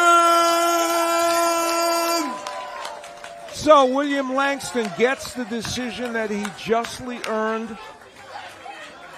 This 31-year-old from Kenosha, Wisconsin, came into Nashville, Tennessee on Country Box and beat Isaac Carbonell, who had been undefeated and made a statement in doing so. Yeah, he absolutely did. Come into a hostile territory because you could hear that you have Carbonell fans all over the place, but to convincingly beat Carbonell was very impressive. Didn't leave it up to the judges whatsoever.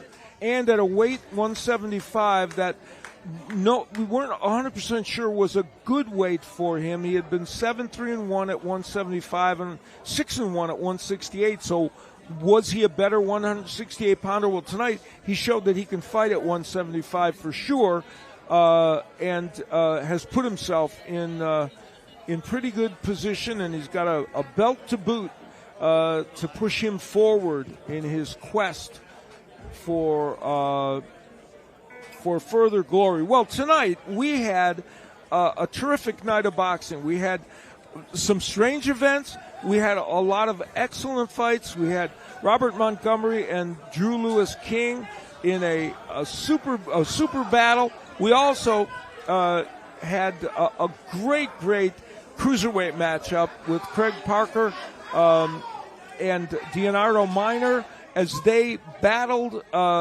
in a terrific fight, Albert, and they put on a fight for the ages in a very, very close decision. And then in our main event, we had a superb performance by William Langston. Yeah, I mean, superb, and maybe right now he's looking at his next opponent in Sando Mandel.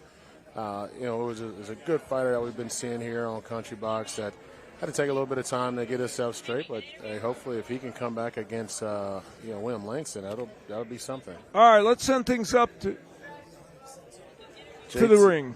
All right, ladies and gentlemen, you see who's in the ring. Maidel Sando said, I want next. I want that belt. Hey, when can we see this happen, Maidel? When can we see you fight this outstanding fighter, William Langston? When you looking for the action? Man, I want to congrats to both of these fighters, man, and Langston did his thing, but me and him be going back and forth, you know what I'm saying, on social media and everything, and I feel like we're going to give a great show, so, that by the end of the year, beginning of the year, we could get it on. It's going to be an amazing show. I'm excited for it. Hey, let me get a quick word with you. How do you feel, champ? Man, I feel great. That was a phenomenal fight. That was really, really fun. This whole night's been great, but that was awesome, man. Tell me what you thought about the fight. What was your strategy going into it? Did you execute it according to plan? Yes. I executed another day in the office. This is all I do. First, I want to give thanks to God. Without him, none of this is possible. But through him, all things are possible. I want to thank my wife. I want to thank my team, my family. I'm a full-time fighter and a full-time father. This is all I do. I eat, sleep, shit, boxing. This is all I do. I'm in the gym every single day. And I think that's a true testament. It shows in the ring. So it's just another day in the office. I want to tip my hat off to Isaac, man. True warrior, man. A lot of guys with his experience wouldn't even take this fight. I got as many knockouts as he's got fights. So I already knew what was going on stepping into this fight. I knew the experience was going to play a big part. He's a light heavyweight. I'm actually a super middleweight. I moved up to take this fight. But as a fighter, a great fighter at that, I consider myself. I'm a throwback fighter. I'm not of this era. I should have been back then with Jack Dempsey, Marvin Hagler, Tommy Hearns, them type of guys, because a lot of cats around here like to duck. So I'm with all the smoke.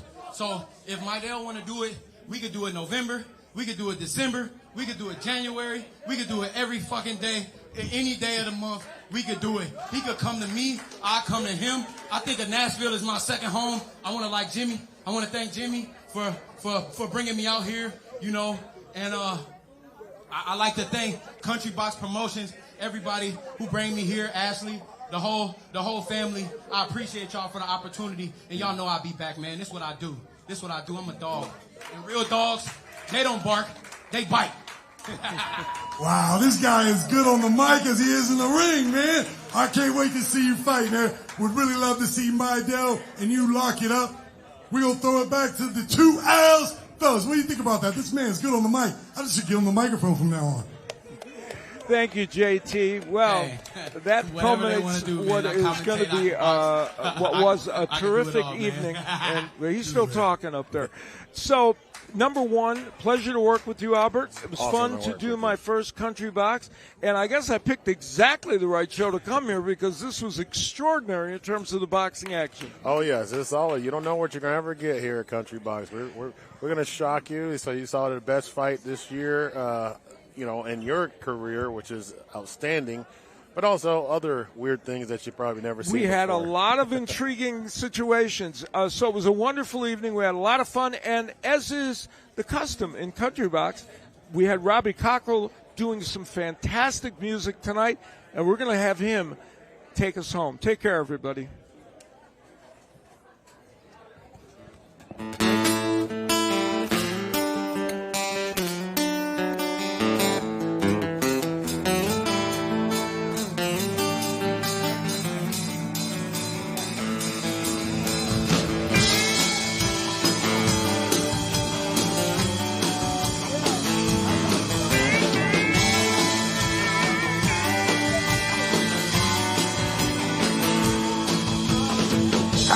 Trouble and I found that song straight down the barrel of the long man's gun. I try to run, but I don't think I can. I make one move and I'm a dead man. Ain't living long like this. Can't live long like this. Can I, baby? They slip the cups over behind my back.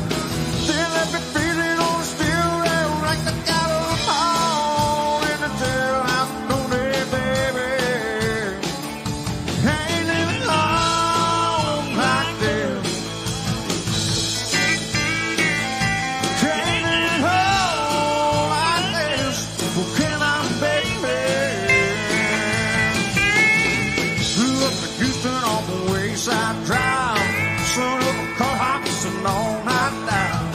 That drove a stock car to an early tale. All I remember was the drunk man's breath. Ain't living long like this. Can't live it all like this. Can I, baby? You know the story how the wheel goes round. Don't let 'em take you to the man downtown. Can't sleep at all in the jailhouse, can you, baby? Ain't living long like this. I can't live it whole like this. Well, can I, baby? Oh, yeah.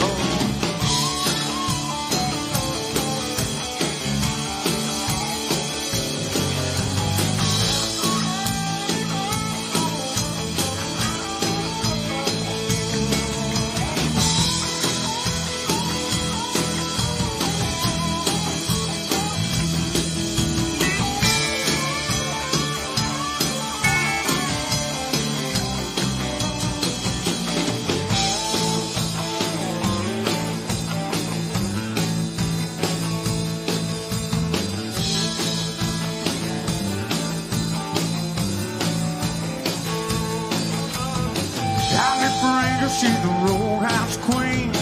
Make Texas really like Sandra Day. I try to rub it, but I don't know how. I'm at the bottom of this jailhouse now. Ain't living long like this. Can't live it all like this. Can I, baby? You know the story about the jailhouse rock. Don't do it, but just don't get caught. They got 'em all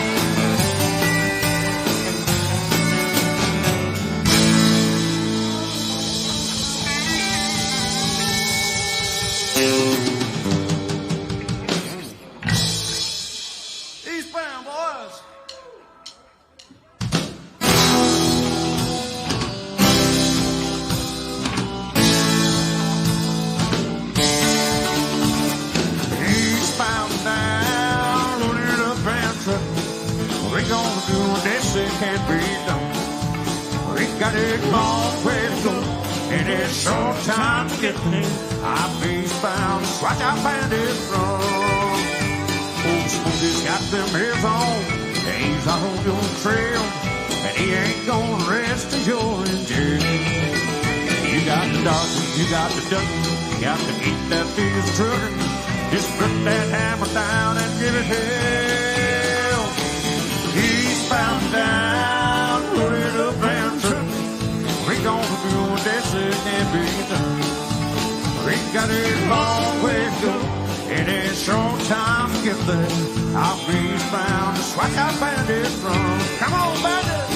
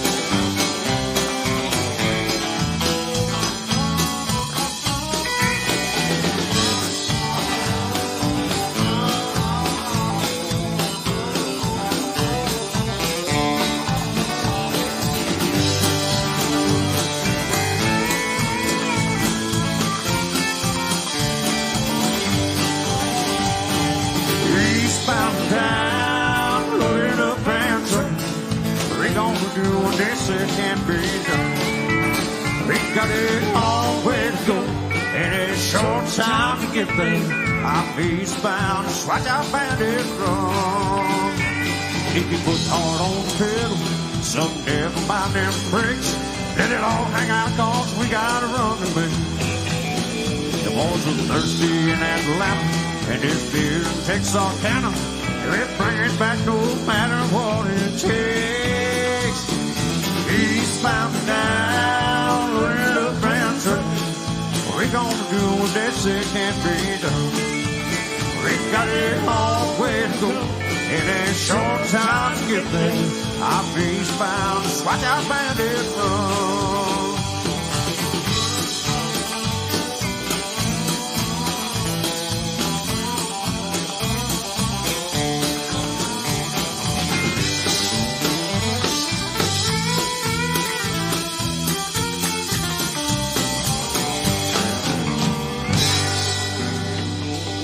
Thank y'all, Country Box. We'll see you again next time.